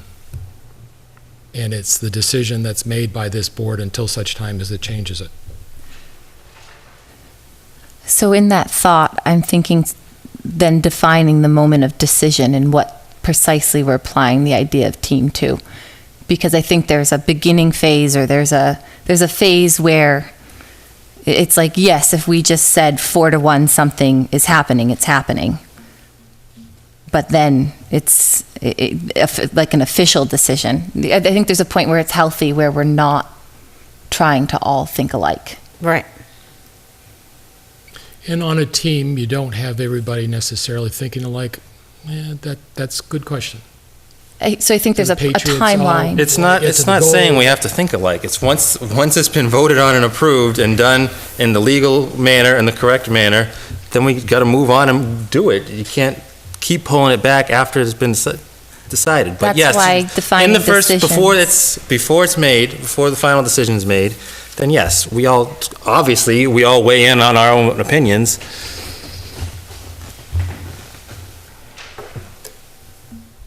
I think there's a lot of, Change the word decisions to votes. where you That's the same really thing. but- highlight the specific point at which you're together, because I think, It still doesn't mean we're together. It just means that we abide by it. Because I agree that there'll be times, we've had a 4-1 vote, and I've been one several times, and other people have been one as well. And at the same time, I can either come back with additional information, or I'm going to abide by that decision. Right. I may not like it, but I'm going to abide by it. earlier this year, I was at a event where Governor Baker spoke, and he talked a lot about necessary friction and not agreeing as a healthy part of government. So I think it's Right. important to really identify with being here as individuals that are part of a group, but then define that this is really saying that once a decision, like we officially make a decision, it's supported, but to make sure we're not, I don't really like I think the word team is unusual. I think that's where the struggle is. It's a strange word to define us by. To recognize that he, she is a member of the board and shall abide by all board decisions once they are made. I'm okay with that. I think team is assuming that we're all going to be on the same side, Right. and we're not going to be on a lot of times, so. Yeah, we're not going to serve the residents because they're not all on the same side, so, But we are a member of the Board of Selectmen, and I Yes, think we that's are. important. So I would propose that we change the word team to board, of the board. I can second that. And would you alter the decision to put the context of a vote in there, so we understand what it's? So I guess the thing is, when we make decisions, do we ever make decisions where we don't take a vote? We might take a consensus decision. I don't think it's a decision unless we vote on it. Yeah. I'm trying to think of an example, but I'm struggling with that too, so. Skateboard park, we supported the concept. Did we ever take a vote? We actually voted. So we're supporting that at the moment until such new information comes in that we don't support it. So we should abide to that pending additional information. But while we're in this phase of something like that, researching, thinking, discussing, having different opinions is a healthy part of that process. So there is some vagueness in that concept of decision.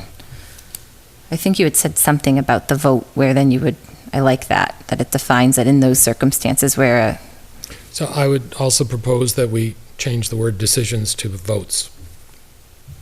So it can be tied to a specific minutes. Which bullet point was that? The first bullet First one. point. So we'll now read, recognize that he, she is a member of the board and shall abide by all board votes once they are made.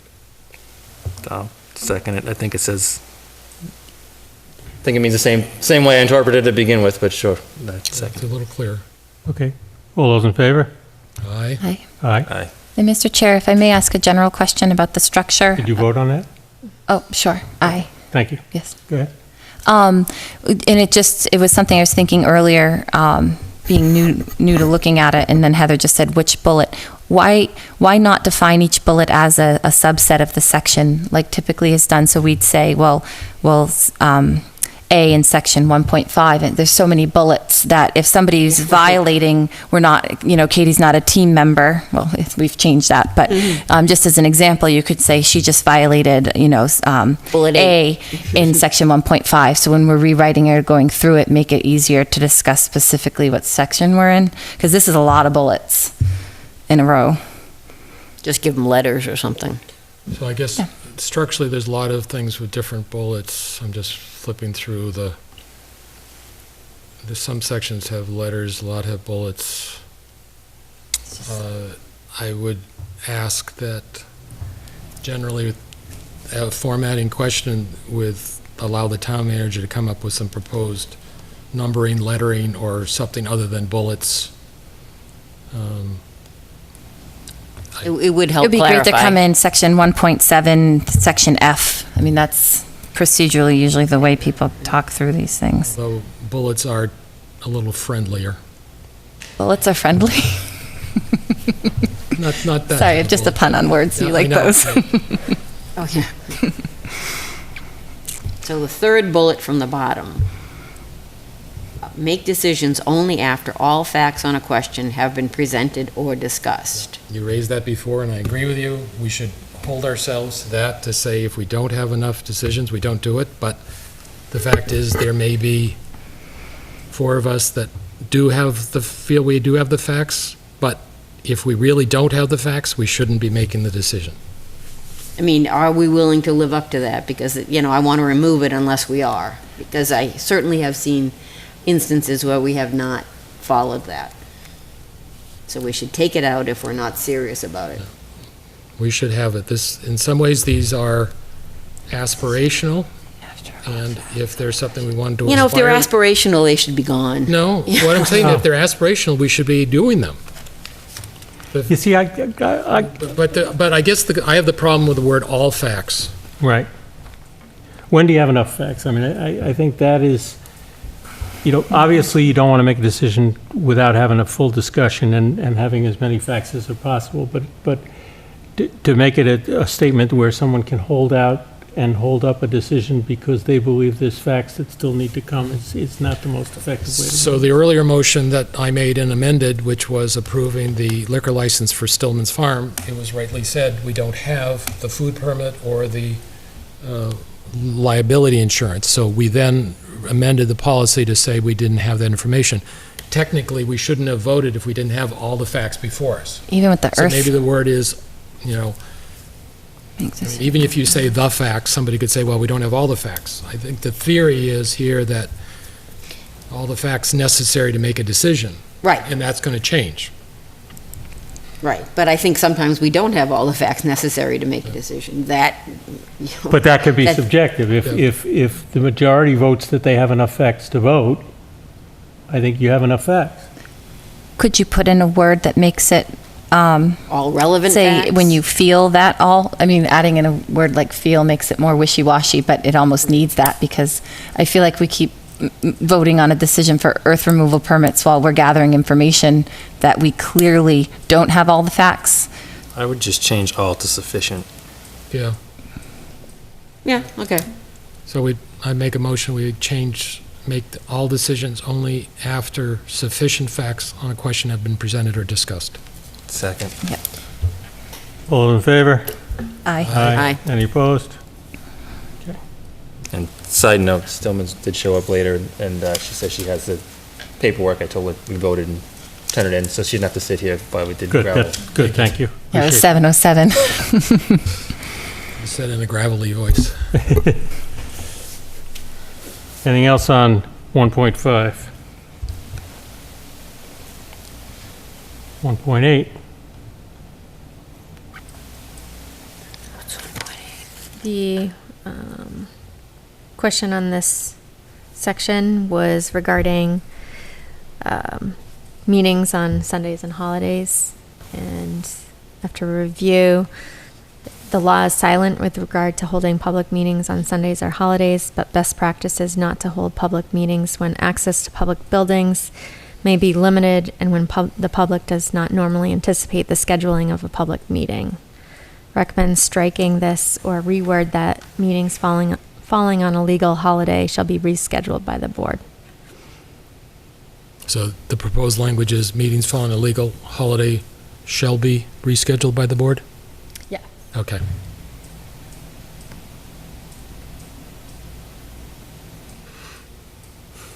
I think that makes Is that sense. acceptable? Yep. On this section, we're in 1.8? Yes. I brought this up during the workshop. I find it unusual that it calls out a specific meeting room, especially in conjunction with my hopes for us to look for a more ADA compliant meeting space. And so regular meetings of the board will be held in the Joseph F. Bellata meeting room, unless otherwise noted, like we've had complete street workshops and charrettes and whatnot at the collaborative meeting room in the high school, which is one proposed location for transferring our meetings to. So in this set of policy, I feel like it's quite specific to say where we meet as a policy, where we've identified a lot of problems with this space with ADA compliance, extension cords and whatnot. I'd really like to talk about having these meetings in right now as we're here, we have beautiful collaborative meeting rooms in the new middle high school where we have met before, and there's smart technology, we can live broadcast. So calling out this room as part of our policy, I feel like I would like to consider striking that so that we can maybe utilize a new space to help with the ADA transitions requirements. And my suggestion was that we hold off making that change until we actually vote to do that. I think it's important to have a regular place where we meet. And I agree with Mr. Ebersol that if this is where it is until we change it. And so therefore, if we do change it, we need to make sure that we include a proposed change to the policy.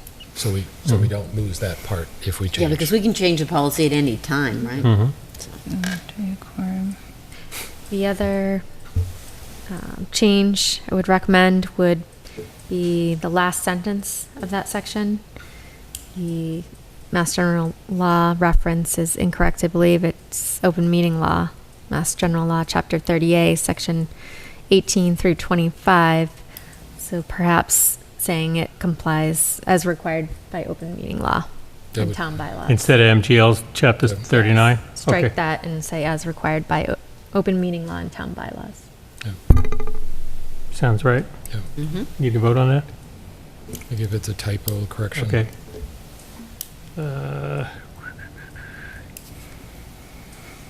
109 agenda.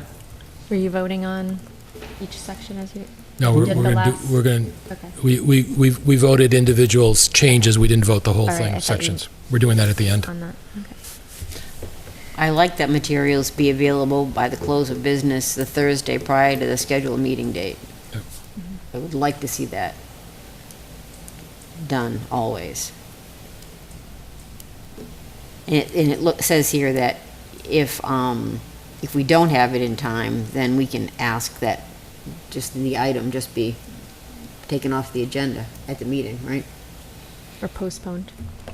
But it stays, technically, it stays on the agenda, you don't take action at the meeting. Okay, you just don't I take know it's very picky that. No, that's okay. Yeah. I understand. And I think it's important, I agree with you totally, Phyllis, but I think it's important to say you can ask for it to be taken off, but there are probably going to be times when we say because of the urgency of it, we want to deal with it now and we'll take the time. Yeah, sometimes you know what I can. mean? I know, I wouldn't want to make it absolute. Yeah, right. But still, it's so Right. much more helpful. I agree with if you you're not totally. looking at it. And just one other comment, I would strike board from that paragraph, just because if a board member disseminated materials to the rest of the board prior to It a could- meeting, it would be a violation of open meeting law. Oh, right. So sometimes we will be bringing things into the meeting itself. Right. Yeah, because we can't. Yep. Well, you could send it to the town manager or the chair, right? No, but they can't distribute it. can't distribute You it. can't distribute it. Because that's using the employee to The violate. conduit or something. Conduit for violating the open meeting law. Even if you're not discussing it?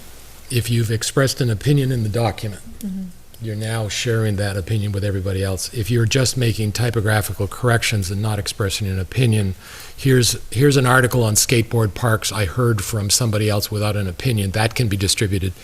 I think this is a great article, we need to use this, you're not supposed to do that one. That's the difference of. The open Sure. meeting law makes it so much harder to do business. There's no way around that.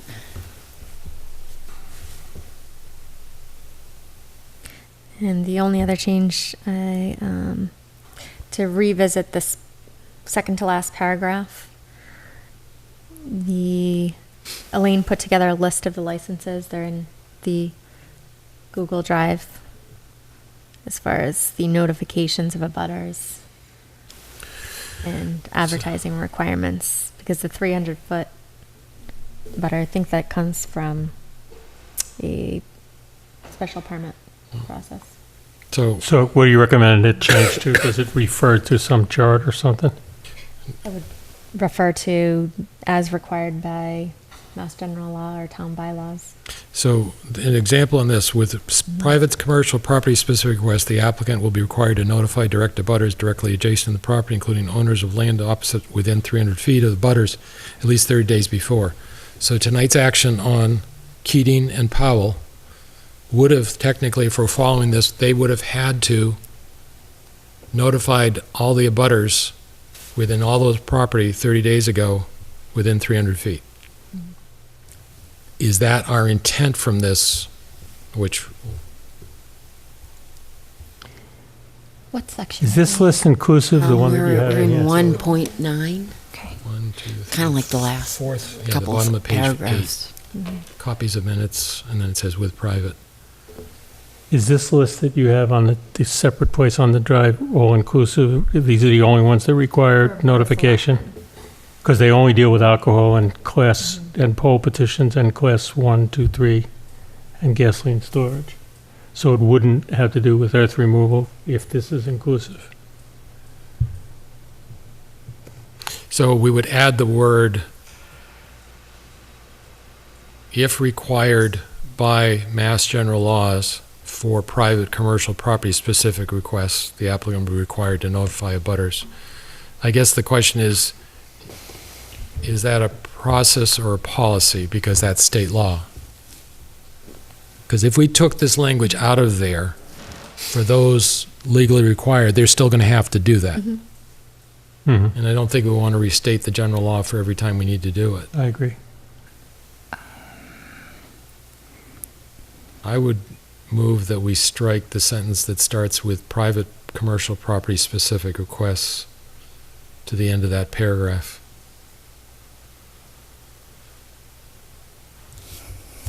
With the understanding that for poll locations, liquor licenses, other things, they're going to be required to do that. I'd second that. Any discussion? All those in favor? Aye. Any opposed? I guess I'll go with opposed just to give it more thoughts. There's so many different scenarios where, Yeah, I think we should take it out now and consider this something for the future, put this on a future discussion, because I think this, not necessarily this language, but I think it goes to how we notify the public as relates to issues that come on our I think agenda. it can really help with communication. I feel like we're taking a step backwards if we're, Well, we're just deferring to Mass General Law Yeah, and the town bylaws. because this, we're removing it from the bylaw. but this would. No, we're removing it from the policies Policy. and procedures. Policy, so not it's a still bylaw. in state law. Theoretically, anything on this, if we were giving Honey Farms their common victual license, they were supposed to notify the people. Are we not notifying abutters? You don't need to for that. Okay. The concept of notifying abutters is when it's a significant change to operation under the state law. So that most of them are planning and zoning type things. So like conveying municipal land, should we have notified abutters? Well, that's not private or commercial property. Okay. But the only way you can convey property is by town meeting vote. So that's the notification to the public at that point. Okay.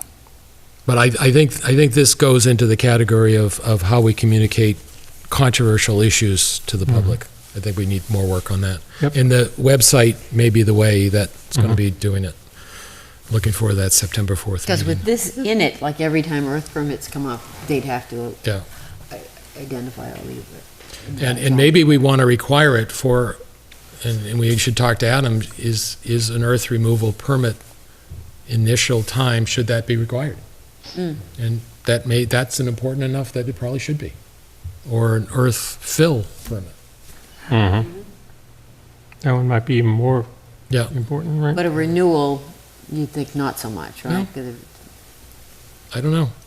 I have a question on the decimal situation here with the sections, because I got myself lost on the 1.9, because then it goes to 1.10, but we have a 1.1, 1.10, 1.13. Question is whether it should be 1.09. Well, if it should just, after you get to 1.9, start with 2. Well, once you get to the 2s, the decimals start acting differently, I think. 2.01 instead of 2.1, Well, where it's we had a still- 1.1. It's still all underneath procedural topics, procedural Okay. So it goes to 1.13 and then starts to, okay. So In some places, it was called like 1.09. When it was called, I got confused too when I was Yeah, trying to because we find just it. said it's in 1.9, and so it's 1.09. Okay. Yeah, right, that's what I was thinking too. Under agenda. Okay. But on the policies, it isn't. It will- You know, it- in the policy itself, it says 1.9 agenda, not a 1.09. The one we've got has 1.9. Okay. So I was confused Yeah, because today. the math is not, Figure it the out. decimal math is not. It's how most of the codes that I read through are. No, but we just said something's 1.9 and there's no such, They don't have the, all right. It's funny, I think that somehow it did that automatically, because in the Oh. Word document. Oh, One of okay. those the auto 1.09 things. is I was just there. totally lost in the Must have policy been a because there's no conversion. 1.9. Yeah, that's fine. Yeah. The darn autocorrect. Yeah.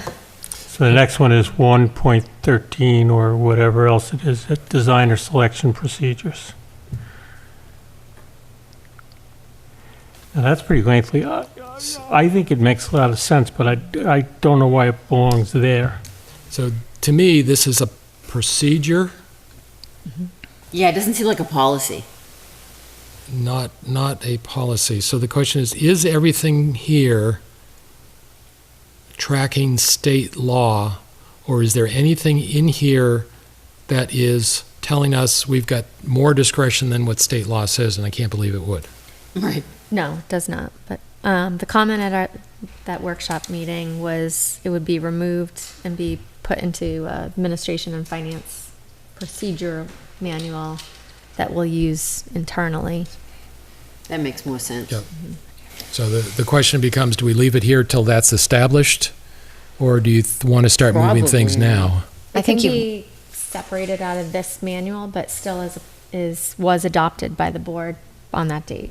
So Okay. if there's any question of whether we have established designer selection procedures Oh, that right. that the board adopted. We do, but do. they reside They're- someplace Yeah. else. Okay.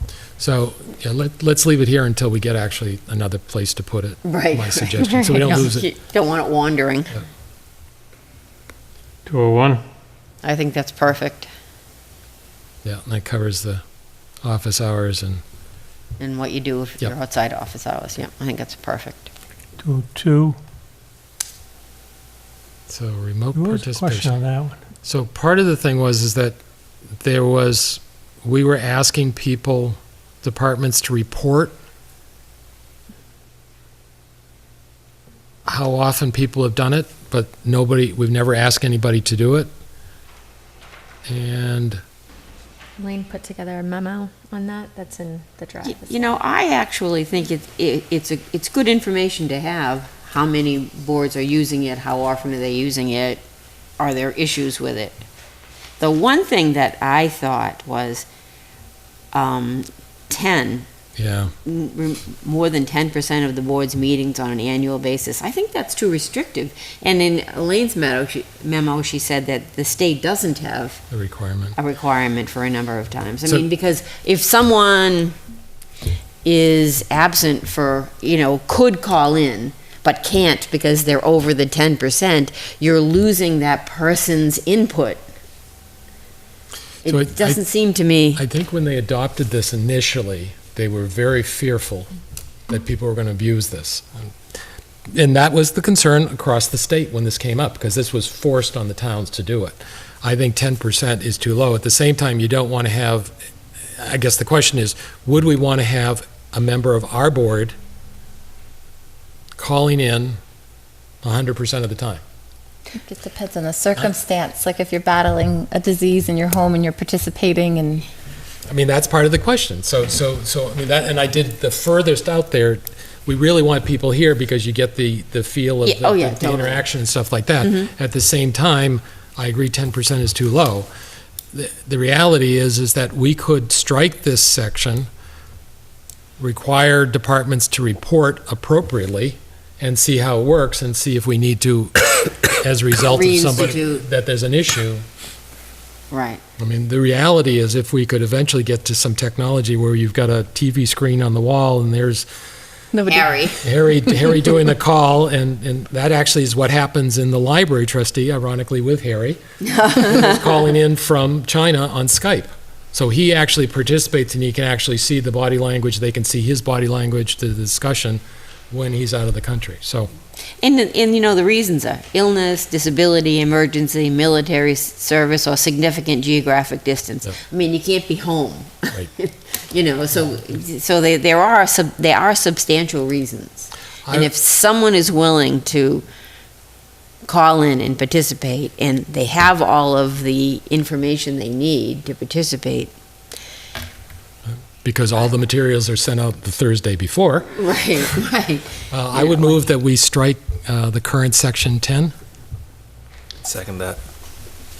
Just to, it refers to town board, just so, are we talking about Any multi-member board that is appointed? appointed or elected. Appointed or So like the Conservation Commission is an appointed board. So these This- policies and procedures affect elected as well? Yep. Okay. All those in favor? Aye. Aye. Any opposed? So we're going to drop number 10. We should actually let the boards know that, Yeah, too. yeah. And they probably aren't reporting at this Yeah, point, right? So we then- should yeah. let them know that they need to do that, and that the 10% restriction has been wiped out. All right, 402 BYOB and 403 one-day liquor license. I'm going to suggest we hold them until we do the whole, we were going to do a workshop on liquor license. Yeah. All of it. Let's do all liquor together.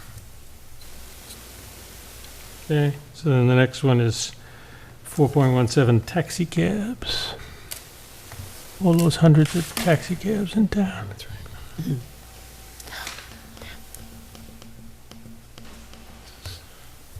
How far do I have to go? Jeez, easy. What page is that on, do you know? Pretty far down. Yeah, I was trying to think of. This is when the electronic is not as easy as paper. Yeah.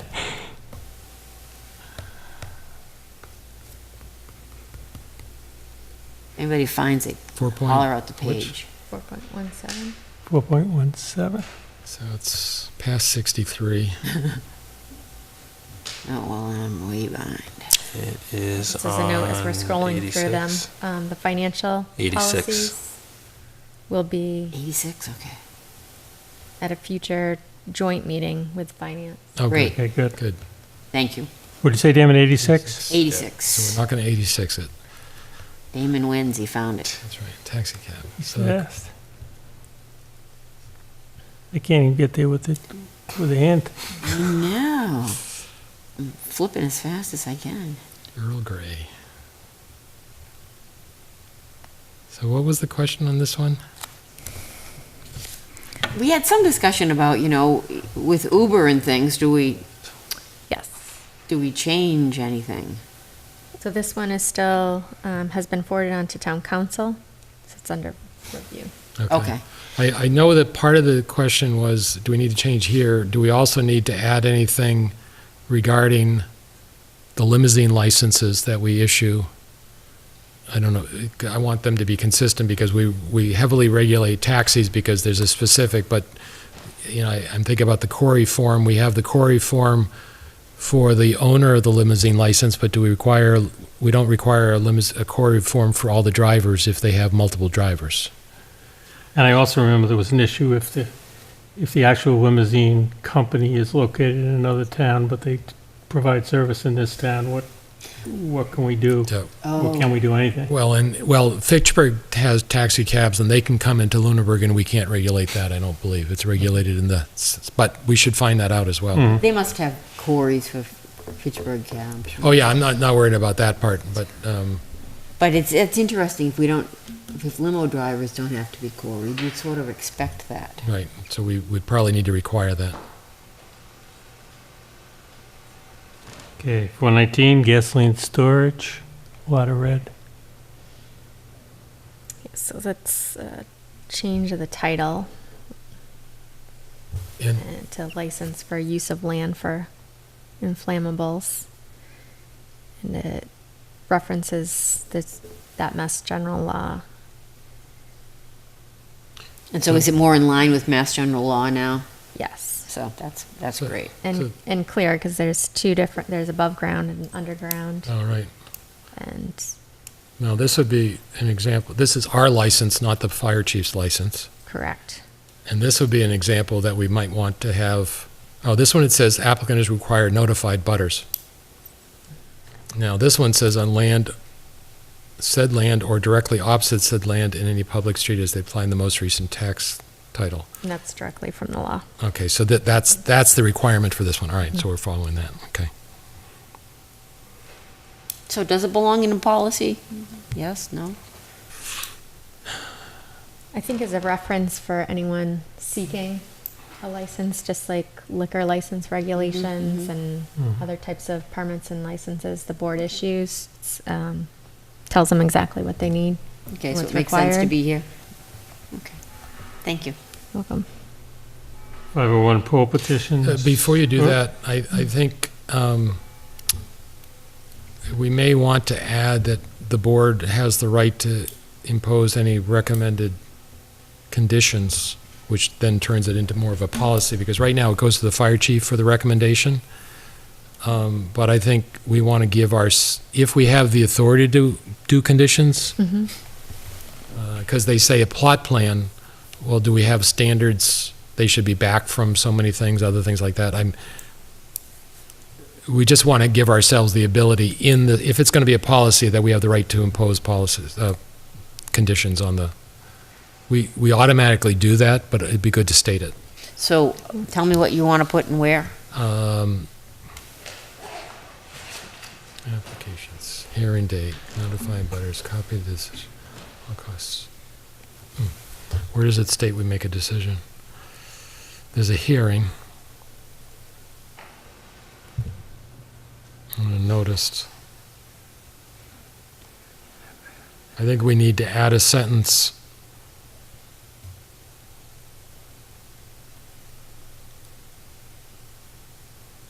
Before renewal of the license, the last sentence, before the last paragraph, the board shall conduct the hearing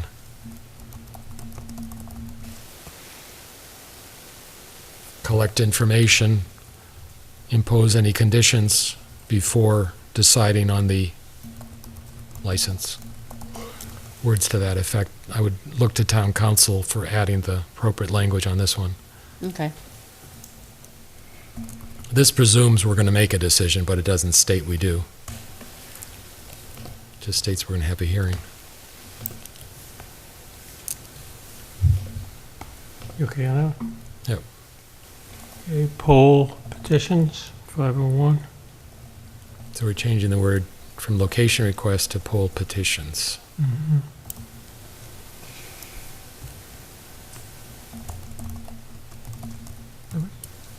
I guess generally where we have the ability to adopt anything, we can impose any conditions. So for instance, the application shall contain a clear plot plan showing the exact location. What we've been trying to do is to say, for new poles, they have to be 5 feet off the pavement, at least 5 feet off the pavement.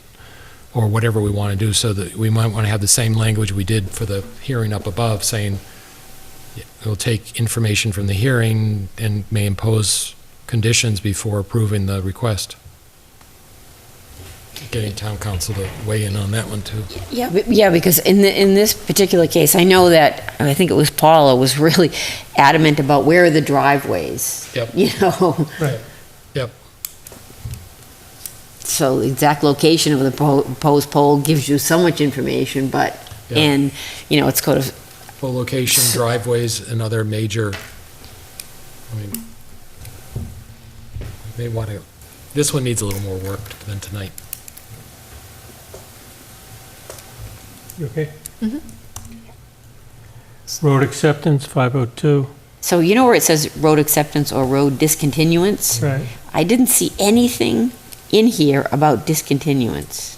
So wherever it says road acceptance, we would need to add the word "or road discontinuance," or just say road acceptance or discontinuance throughout this. Right. It follows the exact same procedure. Okay.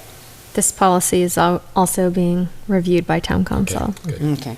But I agree with Bob, it should be a finery place. It should say that in every place. Yeah, right, because I couldn't find discontinuance anyplace, and I'm thinking, oh, they added the Or word. you but- change it to say application shall include the following. Right. Without the words road acceptance, and just refer back up. So there's a way to do it. Okay, right. 504 toll booth, boot drive. What about the 503? We know 3. It wasn't on the agenda. What does it say? Okay. Signage on town property. New one. Oh, that's the new one down the bottom. Yeah, right. Okay. There's several things that are redlined that we aren't stopping at. They're just for another night? Which, in particular? Like on page 81, there was a number 4 added to the liquor license. Like, if we... We're not talking about liquor licenses right now. But at the end, if we make changes, are we going to call out the sections that we're not? We're not going to change the Because liquor there's, I mean, I don't want to license say let's pass the red line things because we're flying past some of them. The sections that we've agreed to, the language either was a typo, or we voted a change, or we didn't have any change tonight, what's ever on the agenda. We're not voting all the policies. You know, we said that liquor licenses, we were going to hold off and discuss it in Okay, I'm just workshop. making sure I understand. Yep. When we... So signage on new property, town property is a new section? Yeah, it's at the bottom of the agenda. But I'm glad we found it because we might not have found it coming back to try to find it. No person shall place any signage, temporary or permanent, on town property without permission from the town. A sign permit must be first granted from the building inspector, conforming the requirements set forth in the Code of Lunenburg zoning, and then sent to the town manager for final approval. So I have a question on, the sign's content and who's actually deciding in our town what can and can't be there.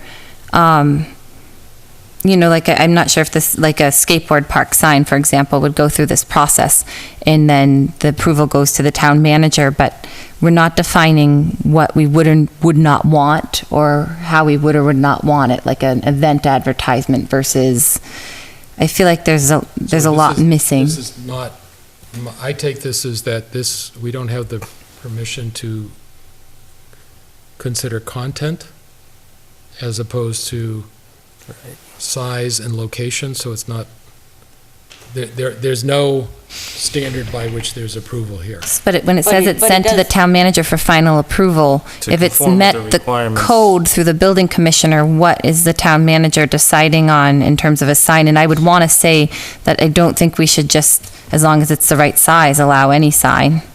And It has to conform to zoning chapter 250 But what is, section. how is the town manager deciding yes? or no? content on town property. There's a real, missing piece of information here. I would rather just say no signs on town property and just understand that that privilege isn't given to anybody. So we've got two issues here on town property. People do not own to the pavement, they own to their property line. So between the pavement and their property line is where most political signs are put, for sale signs are put, yard sale signs. So as opposed to the town common in the center, or where the bandstand is, which seems different. What are we trying to regulate here, and how did this get here? I know that part of the discussion in the front of the Ritter Building is that we created this sign there so that there'd be not this bevy of signs that go up. And that's why some signs have had to been put outside Dragonfly Cafe, because it wouldn't have been followed this. There's a lot of great advertisement when there's like the arts festival did signs, or the meat bingo, I always like to use an example, or the different music programs or sports camps have been advertised this way, and there's so much gray area, and then I just don't understand why it would be sent to the town manager for final approval of what, and if we don't define content or what kind of process, I would rather just like when somebody comes for a boot drive, may I place this sign here, and have it come to like the board to say, this is the sign, I want to advertise my meat bingo, I want to advertise my music program, may I place this sign, I met with the building commissioner, it meets those requirements. Then when you're dealing with sort of the content or the permission, and then the thing you brought up about the curb situation, that has huge implications. I guess the question, Heather, I know that we thought that the board shouldn't be involved because it's just going to be a nightmare to have to approve all these permits. But if the building commissioner determines that it meets the requirement and we're allowing it, then it should be allowed. I guess the question is, do you know when you were planning to say yes and no, or? Is that a necessary step even? So I'll give you an example for the signage for the skateboard park. It was on town property, and it's a semi-permanent sign. It's not like a signboard advertising an event for 2 weeks. That went through the proper zoning, through the building commissioner, got approval to meet the size requirements per the zoning bylaw, and then ultimately it's approved. I kept the board informed, told them that meeting that would, a sign would be placed advertising the fundraising efforts. I think the reason the town manager would be involved is per the charter. Yeah, that's what I was just going to go to. The town manager is charge of all town property except for the schools, conservation, there's some other library. So technically, we don't need this because the town manager already can do it, but we're being clear. But I think the question goes to, when would you say no? And I'm putting you on the spot. No, because there's a policy where I could have an unusual sign that I want on town property. I can't even think of what it is, but if I meet all the requirements, there's a point where yes is said and no is said, and it's not defined, and it's going to be based on content, and you're going to run into a real serious problem someday, not really being able to foresee it. But when somebody makes the choice to say no to something without a policy that's defining why that one was a no, it's a really weird policy. Just insert for charitable or town events or something like that. So, I mean, obviously, you don't want Walmart to come down and say, can I put an advertisement on? But so now we're going to let any religion or non-religion make statements? So that's what they've found, that the places that have allowed the 10 Commandments have had to allow people who are atheists, who have allowed Jewish. Now we're sign pollution. So part of it goes to, before we go on this one, I think we need more work on this one. Right, but again, just to put my 2 cents of what I would consider we allow is what we have traditionally allowed. It's to make people aware of events. It's not to proclaim a message. And I agree, then you'd want it defined for events or for purposes of advertisement of an event, because without the definition, somebody's deciding yes and no on, and signage usually is a message in its content, and messages, having a process where people can just put their message, even if it is the skateboard park, I mean, that one makes clear sense. An advertisement of an event or a project or something associated where it's connected to the municipal, something municipally related. I feel like I'm kind of, sometimes every once in a while I get lost in a thought, and this one I'm all over the place, and I feel like there's a lot of missing content. So it's something that was said earlier, the political signs on the side of the road, I believe those are allowed in the zoning chapter without approval from the building commissioner, provided they're the sign that. Certain size and not time limited too. And we might want to then have that in here to define that's an exception of this policy.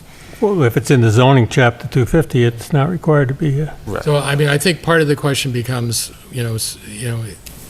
but But you don't have to get a sign permit for a political sign. It just says political signs are allowed. So right now, we may be limiting that more than we intended. So I don't think we want to start requiring sign permits for political signs. No. No. God, no. So And then it would go to the town manager for approval. That feels wrong. I don't like that candidate. Yeah. So I suggest we take no action tonight. We need more work on this. Okay? I like that. Toll booth boot drive policy. Now, the only thing, I like 10, except like sometimes charitable organizations serve communities in the area. I think Will the be Salvation Army. predominantly used. Yeah, right. I think the concept was predominantly used to serve the residents of Little Yes, Ricks. perfect. I think that'd be the word. Thank you. I agree, like when the hurricane was in Texas and the fire department was doing all that work, if there's a specific crisis and a community wants to come together and raise on behalf of it, and then say, oh wait, we can't help, that's outside of town. Yeah. May feel unfriendly. Yes, slightly. The only thing that isn't in there, we did talk once about how many times a year we were going to allow. Oh, I thought it said. Did it? I think it's here, it says, once I miss it? annually or something. Is that right? I 'Cause we've got thought, some that are. I read the thing, I thought it said that. I didn't see it. Let's see. I mean, I'm not saying we have to, but I know we talked about it in the past. I don't think it's there. I think, we wouldn't want the same people doing every single week. That's not the intent. Right. I think what would be good is if we ask Lane to get the listing of what's been done over the last year, just to see what. Damn, I thought it said. I think 2 is usually. I bet you that's what it works out to Yeah, be. I think it's about 2 Yeah, is right. the most I remember.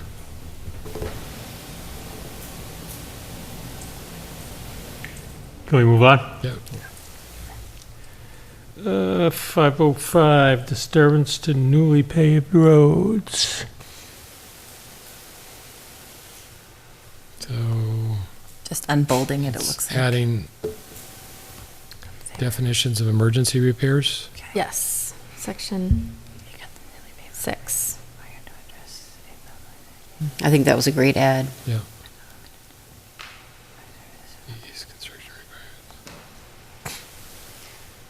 Seems to make sense.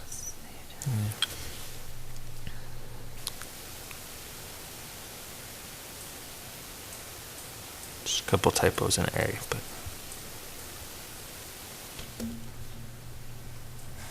They'll fix it. 601, Boston Post cane. Adding I the, think that's nice clarification. yeah, explain how we got to this point. We said we'd hold off on 710 social media. 711 Corey.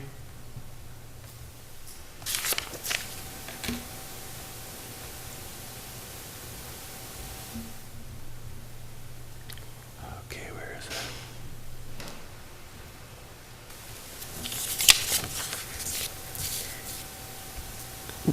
Page 121. Oh, thank you. Thank you.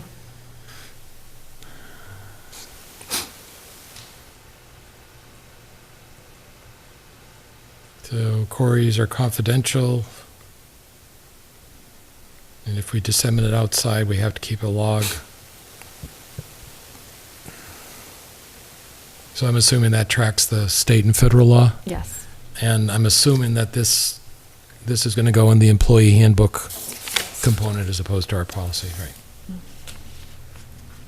Okay. What section are we on? It's 711, page 1. like 122. Okay, so there's a lot of stuff striked here that are we on 120, did you say? Oh, no. That's the social We're talking media. about social media. We're So not we doing skipped Not that doing for another yep. time. Okay, Yep. so none of these changes So that it's we're like, working on now. we're talking about 711 Corey. Okay. Thank you. You're welcome. All right, so then we have a flag policy. Where is that? Is there a number for that one?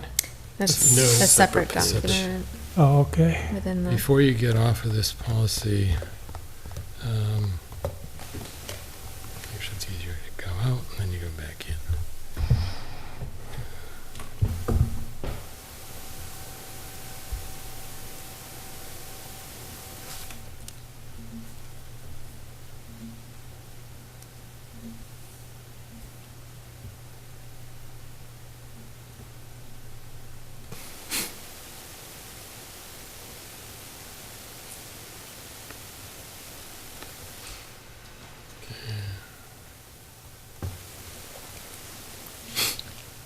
2.07, we didn't go over appointments.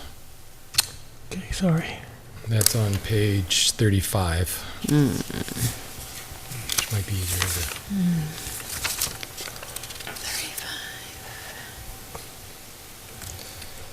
So the question came up with people are filling reappointment forms with comments and recommendations, and we aren't officially doing anything with it. The proposed language is the town manager will forward the reappointment form to the board or committee asking for their review and response relating to the reappointment of the person, as well as the written comments in the application prior to the date of the meeting at which the reappointment will take place. The board will review and consider such comments. So we want to give credit to people who are actually making recommendations, but we also want to make sure that we include the board that they're being reappointed to for their comments about their recommended changes. There's a separate item in your thing as well. It's called reappointment process.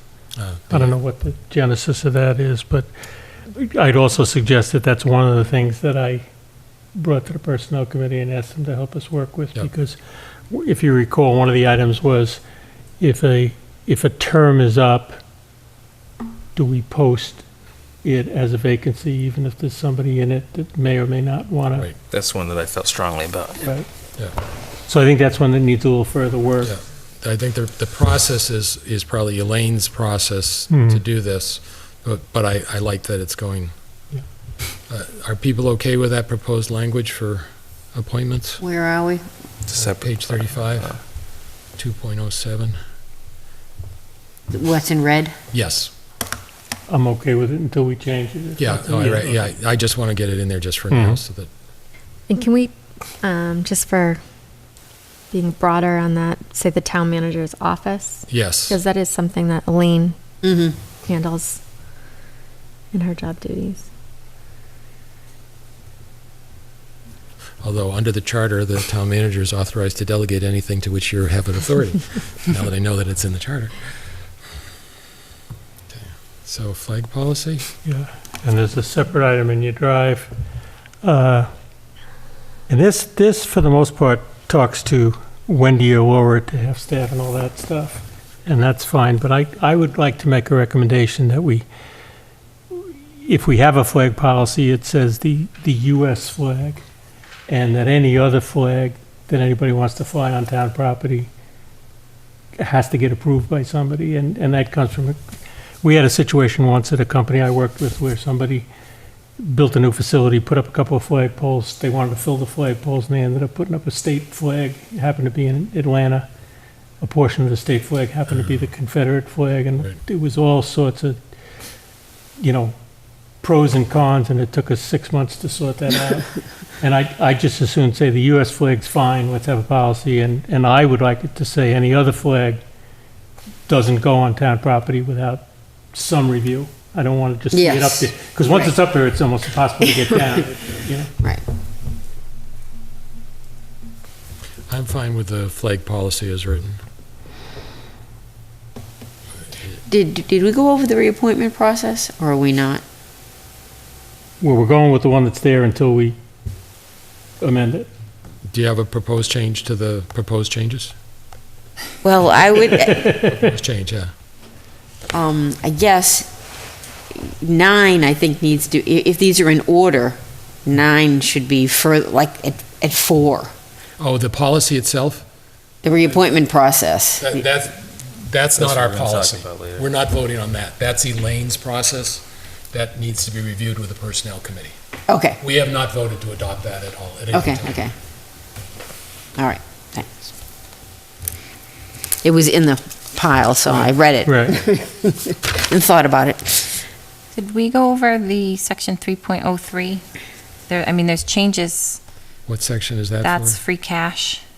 No, finance is going to be done with the finance committee. All the financial policies.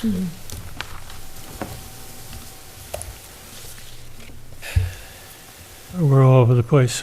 As far as the flag policy, I'm thinking that it makes my mind go in the same direction as the idea of signage, and if we want to deal with flags and signage as a common entity, but I agree with Jamie, it should be the United States flag, and we shouldn't, it's not something I want to get in an argument with on a regular did basis. the policy say, and then other ones would have to go through determination, and it goes, my mind goes the same place with the signage. No, we would just who's determining? only allow the United States flag.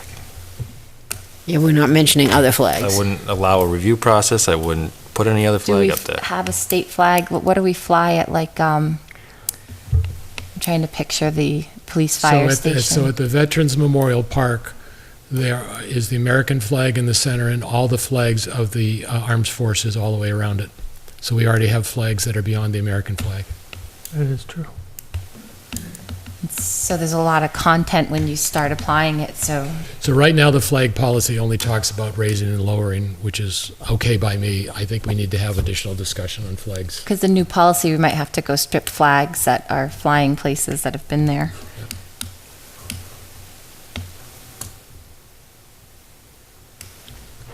I have no problem fine with the approving flag this, policy, but I yes. do want to address Yep. the issue Mhm, at a point in the future. Can we make a note of that? Yes. Okay, cool. All righty, and now we're down to chapter 61, or is that a deferral?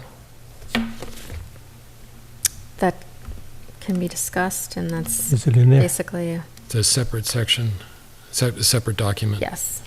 And what's it 61, called? 61A, draft MGL 61A, 60B, And right of first refusal. Is there a change on that? It's new. It's to codify a procedure when an applicant comes before the town to take chapter land Mm-hmm. out, and So this is a Yeah. procedure. I Yes. don't see anything in here that's a policy. And does it just follow state law? for the most part, there is part of it about notification to land trusts, which that's The notification process, not in state law. state law. And town council Mhm. review is not necessarily in state law. Right. Insufficient notice is a result of not following state law, but we are basically stating what is there. Mm. So I think this is a good procedure, but I don't think there's anything in here that's a policy. Even all the Board of Selectmen activities? Oh, you know what, and I was looking at 6, where it says, Board of Selectmen schedules and organizes a meeting to discuss the first refusal option opportunity within 2 weeks from the end of the 30-day time period from the date of mailing of the notification, unless an earlier meeting date is possible. So why wouldn't you just say, to discuss the first refusal opportunity no later than 2 weeks from the end of the 30-day time period? Yeah, that would be simpler. Still meets the statutory. Right, I mean, Yeah, this is strictly saying, here's what you're going to do if you do it. We don't say,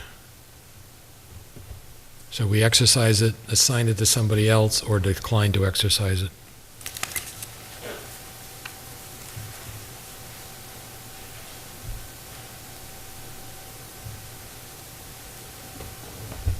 So if you said this was a procedure, not a policy, where would you put it? So this is what we talked about in the workshop, which was we really should be adopting policies, and there should be procedures to implement them that we may or may not decide to adopt because they're controversial policies. But if it's a procedure, I mean, is it our procedure? Is it the town manager's procedure? It's really... well, There's a reference to an admin and finance procedure manual. Is that where this would live? Yeah, I would say that is what administrative procedure. but the Board of Selectmen are pretty involved in this, so we should have some say. Oh, we have the say, oh, yeah, I mean, if there's something that's different. You know, like in 7, it says, it will be assumed that any entity not submitting a response by the 30-day deadline does not wish to make a recommendation. I would prefer it saying it will be confirmed that, in that, you know, you confirm that the Conservation Commission doesn't want to. Unless they still don't respond. They may not have a meeting. Just a typo But, at the I top. mean, you know, you go to the Conservation Administrator and you ask, you know, it's his job that they respond. It's 30 days. They're gonna have 2 meetings. You know, I don't like the, you know, if we don't hear from them, that we assume they don't have any input. They should have input. They should say, we don't have any interest in this property, or we do. You know, they should at least tell us. Otherwise, maybe the town administrator. But if they don't have a meeting within that 30-day period, They're gonna have 2 meetings. if they don't have a quorum, if they don't choose to vote, or they don't take an action on it, they should.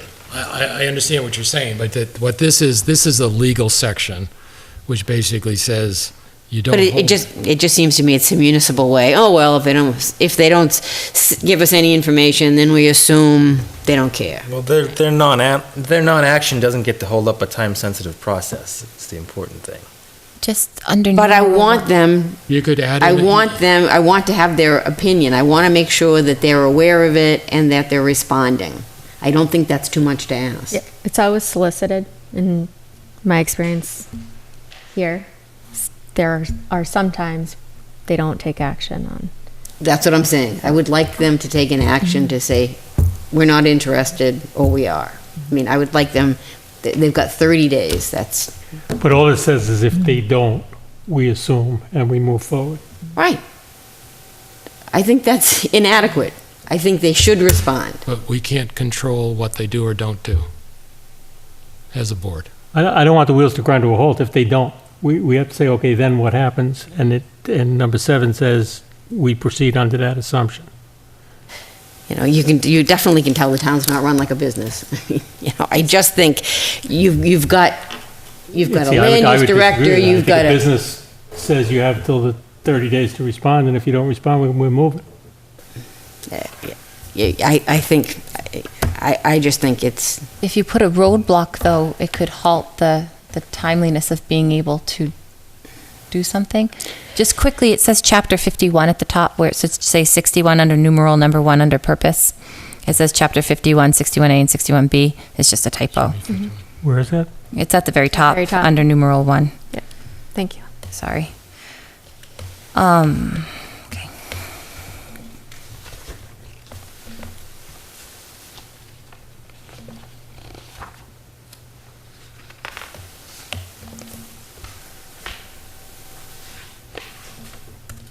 I just think all of these boards have paid administrative agents who should be able to respond within 30 days.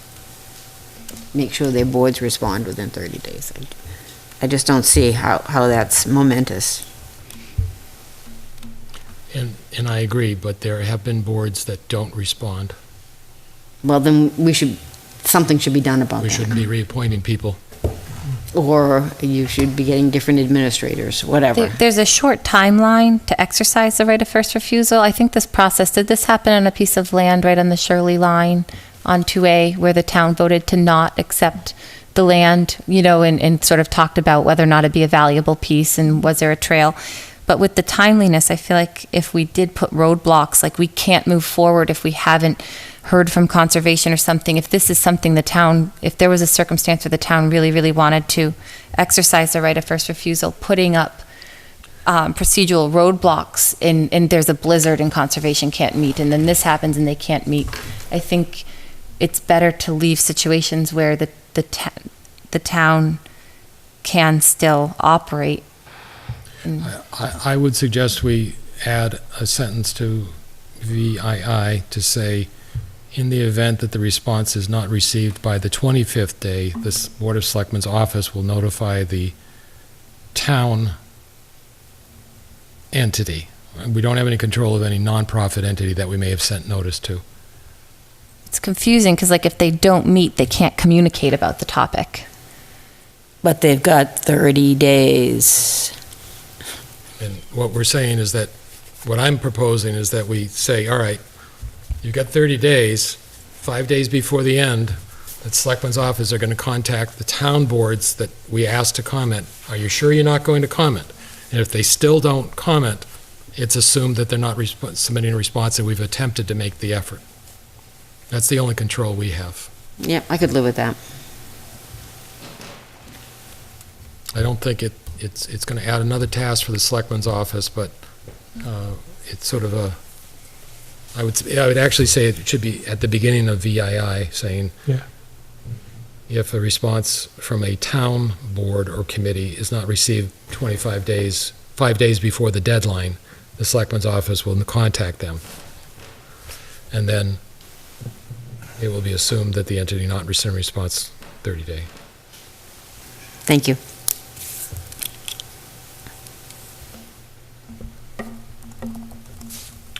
Okay. I think that's it. Now, do we want to do a motion to cover all the... So which ones did we decide to hold off on? 4.02, 4.03, 4.17, 5.01, 5.02, 7.10, the signage on town property policy, and I'm not sure about 61, that policy, was that? I think that one's okay, right? It's okay with the edit. Okay. So the ones that were approved, or we're going to go, Everything but the one I said. so meeting procedures, 1.08, agenda 1.09, 1.05, standards of conduct, 2.01, access to town council, 2.02, remote participation, we changed that, section 207, just the policy, 4.09, gasoline storage with the change on that, 4.19. 4.19. 5.04 toll booth, 5.05 disturbances in newly paved roads, 6.01 Boston Post cane, 7.11 Corey policy, flag policy, and chapter 61, 61A, 61B. I'd make a motion, we approve those sections as amended tonight. Second. Any discussion? All those in favor? Aye. Any opposed? All righty. Getting there. Okay, discussion. Okay, with Casella, you want to walk us through that? So due to the global market changes in recycling that now have impacted mixed paper and glass as an expense to get rid of rather than a commodity, Casella has asked to renegotiate the terms of our contract relative to recycling. So in order to facilitate these discussions, I'm asking 1 to 2 members of the board be designated to participate in negotiations that will be brought back to the full board.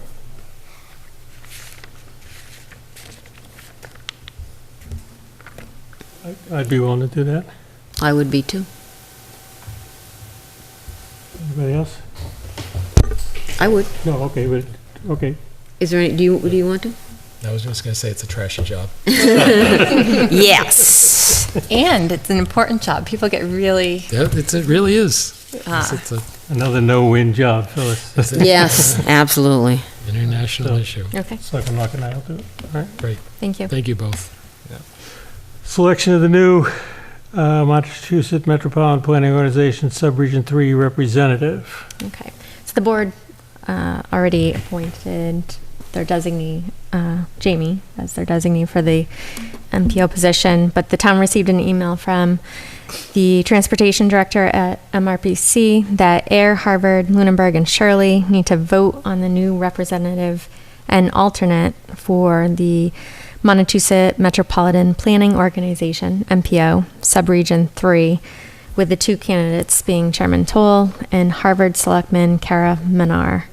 Notices have been sent to the respective select boards, town administrators, and planning departments, And each community gets one vote that is submitted through an online poll due by August 31st. I would so move. Second. Any discussion? All those in favor? Aye. Aye. Thank you, Jamie. And your, want to vote your alternate as, was Yeah, that part of the motion? alternate. That's part of the motion. Yes, right. Okay. Okay. The whole slate. Okay. Yeah, I went to their meeting last week. They're Riveting. very bureaucratic, but I'm sure there were parts of it that are very meaningful. It is, I think Paula showed the importance of having a member of the selectmen there for the whole board, even for the people that are not designees, that are designees, because I think it does elevate the conversation.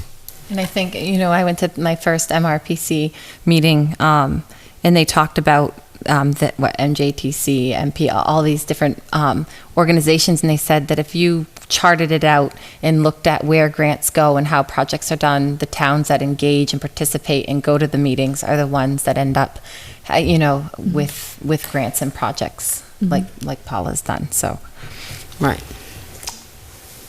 Okay, you all set on that one? Yes. Council on Aging contract with Martin. Now, council reviewed it, right? There's one provision that I waiting for a final review on for under termination clause under that. So I would ask to postpone that till September 4th. Okay. Okay. Discussion and vote on special town meeting date. There's a calendar in your packet.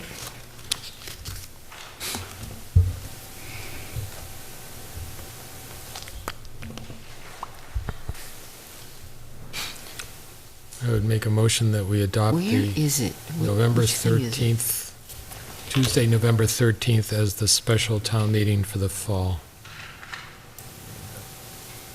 Now, in the thing, it says November of 2017, right? Special town meeting. Oh, on the title. heading. On the heading. Mhm. The file name is right, but Right, the date's right and everything. Is there a second? Yep, second. Any discussion? my only question, and I don't think it matters at all, does the 12th become a Veterans Day holiday? Because Veterans Day is on the 11th. So the 12th is Veterans Day, yes. I mean, the 11th is, and then we would. celebrate on the 12th. On Monday, celebrated on Monday. For those that get it off. Yeah. And, So the town will be closed, right, then? yes, closed on Monday. And make pending approval by the school committee that the auditorium is available on that date. And the moderator? And the moderator and all other parties. Karen? Okay. All those in favor? Aye. Opposed? All right, minutes. We have minutes from the 7th of August. Anybody have any problems with the minutes? Okay. Committee reports? I actually just wanted to mention that the Stormwater Task Force is going to host the next meeting of the Central Mass Regional Stormwater Coalition Steering Committee at 10 o'clock next Tuesday morning at that lovely community meeting room at the public library. I'm very excited for a short commute for a change to their meetings. And anyone is welcome to join us. The school committee actually has already launched their new website.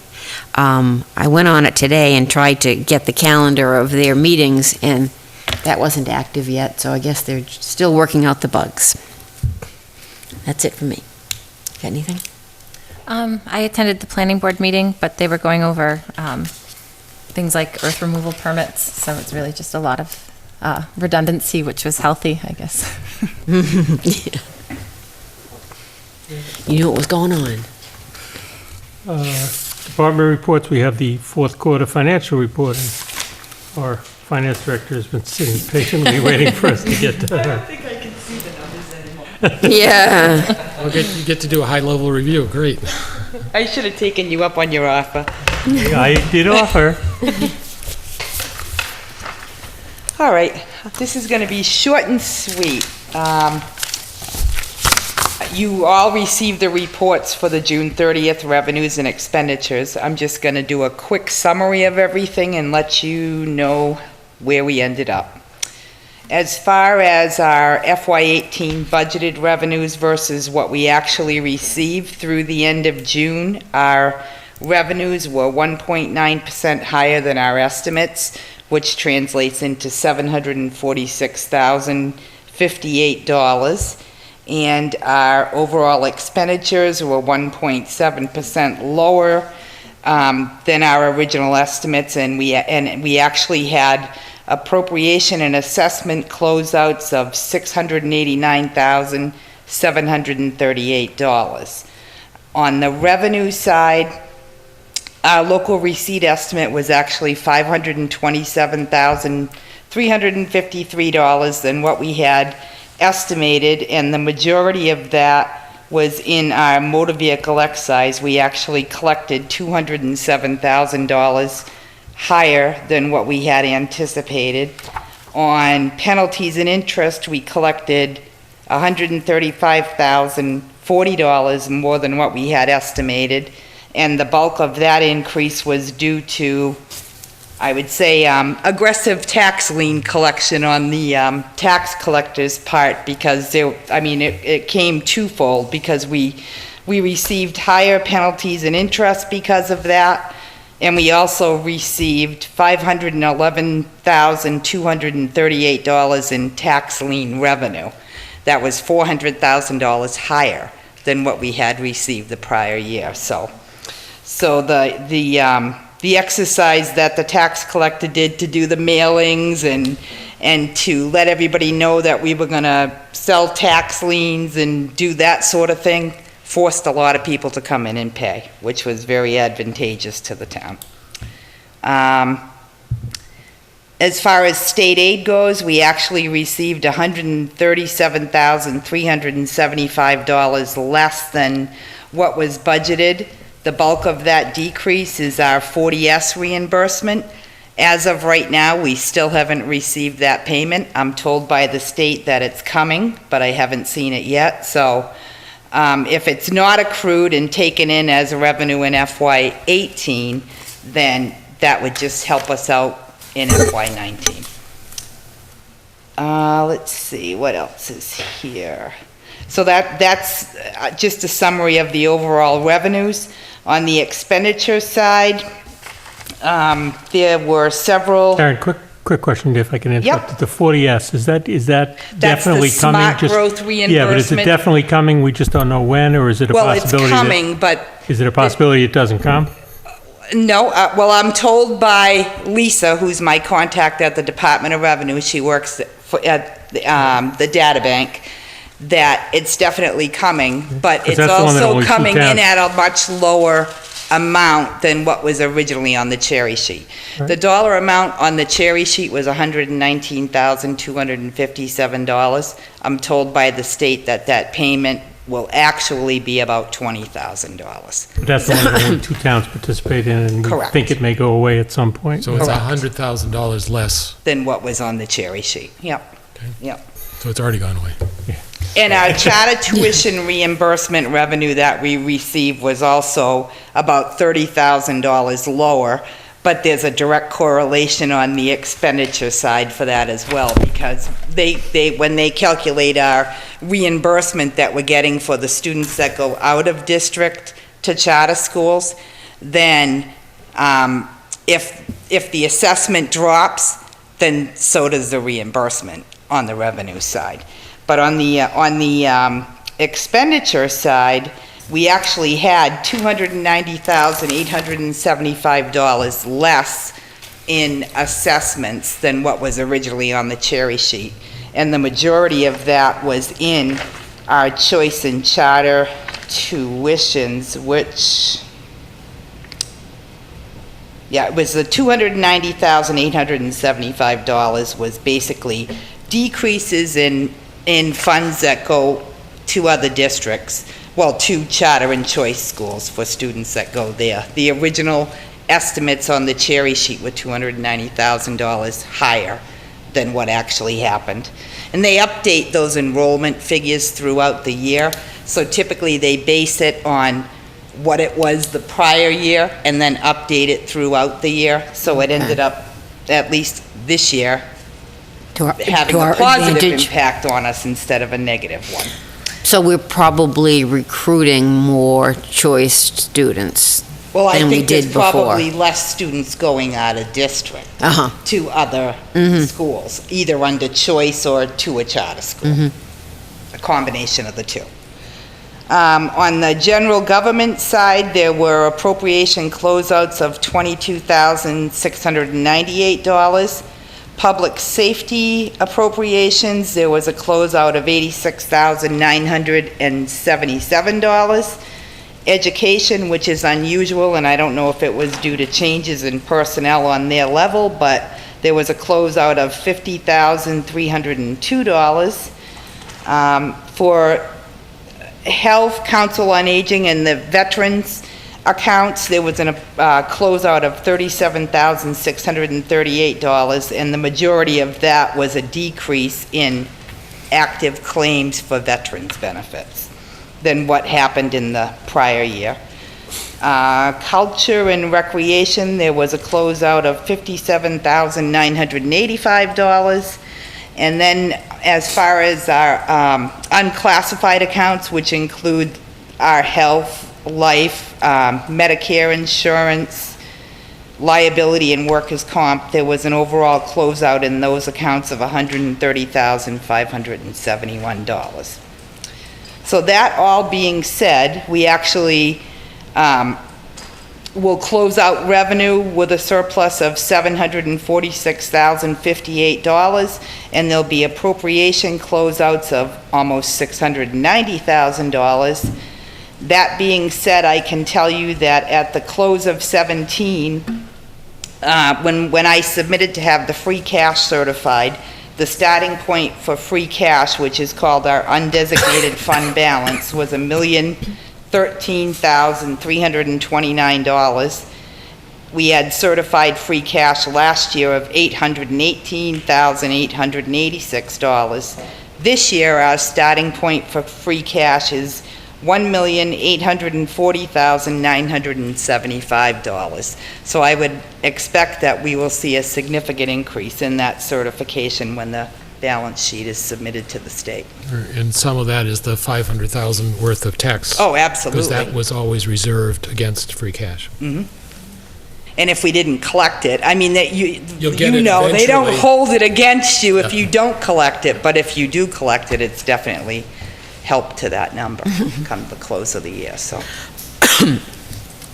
So good year, very good year. Conservative estimates, I like that. Free cash, I like that. We can fund our capital and keep progressing. May I ask a question, Sure. Mr. Chair? I noticed that we had $207,000 more in, I can't think of the name, motor vehicle excise. We always collect a lot more than we anticipate. Should we be anticipating higher? In my opinion, no. Why not? Because that directly relates to the free cash certifications that we see at the end of the year. And the other thing is, you always hear them talking about the fact that those are elastic revenues, and if there's a change in the economy and we don't collect what we budgeted, then we could potentially face having to raise a revenue deficit because we overestimated those receipts. So the other thing that went on with motor vehicles, that as it went up, we took $50,000 of that and put it towards the road program. Correct. To eventually replace the debt exclusion that we voted for. I know, but I mean, every year we're way above our estimate, so I'm thinking, should we be, are we just fooling ourselves? Should we be estimating more accurately? Not when you're personally think that exposing one- I'm sorry. something like that, trying to you estimate more accurately is exposing you to more risk. Because the economy's not going to be great forever. If you went over the last, I don't know, 10 years, I bet we're always at least 100,000 above. But We it wasn't do during the increase recession. the estimate on an annual basis, though. It might not be to the tune of the increase that you're seeing over what was budgeted versus what we actually collected, but we bump that number up every year. I believe it was 3 to 4% anyway, I'd say. 2.5%. Yeah. Increase in the estimate annually. I don't know, I just wouldn't do it because I think being conservative is a lot better for all. It is, but we're raising the taxes 2.5%, and maybe we don't have to. Maybe if our estimates were more accurate, we wouldn't have to. But if we didn't have, if these numbers directly translate into free cash, just think of the fact that we had $888,000 in free cash that we were able to use last year to fund capital.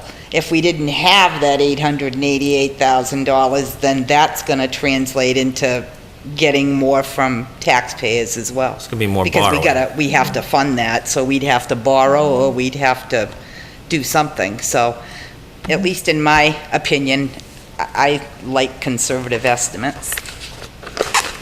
Yeah, no, I agree, but I think the end result is probably the same as what you're trying to accomplish by bumping up the estimates, because on the flip side, you have the free cash that you can use to fund the things that, if that wasn't there, that would fall on the back of the taxpayers as well.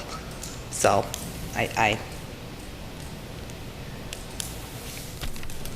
thank you. Just remember, they always tell me, it ain't free and it ain't cash. That, we know that. Thank you, Karen. Thank you, You're Karen. welcome. I noticed I skipped over warrants.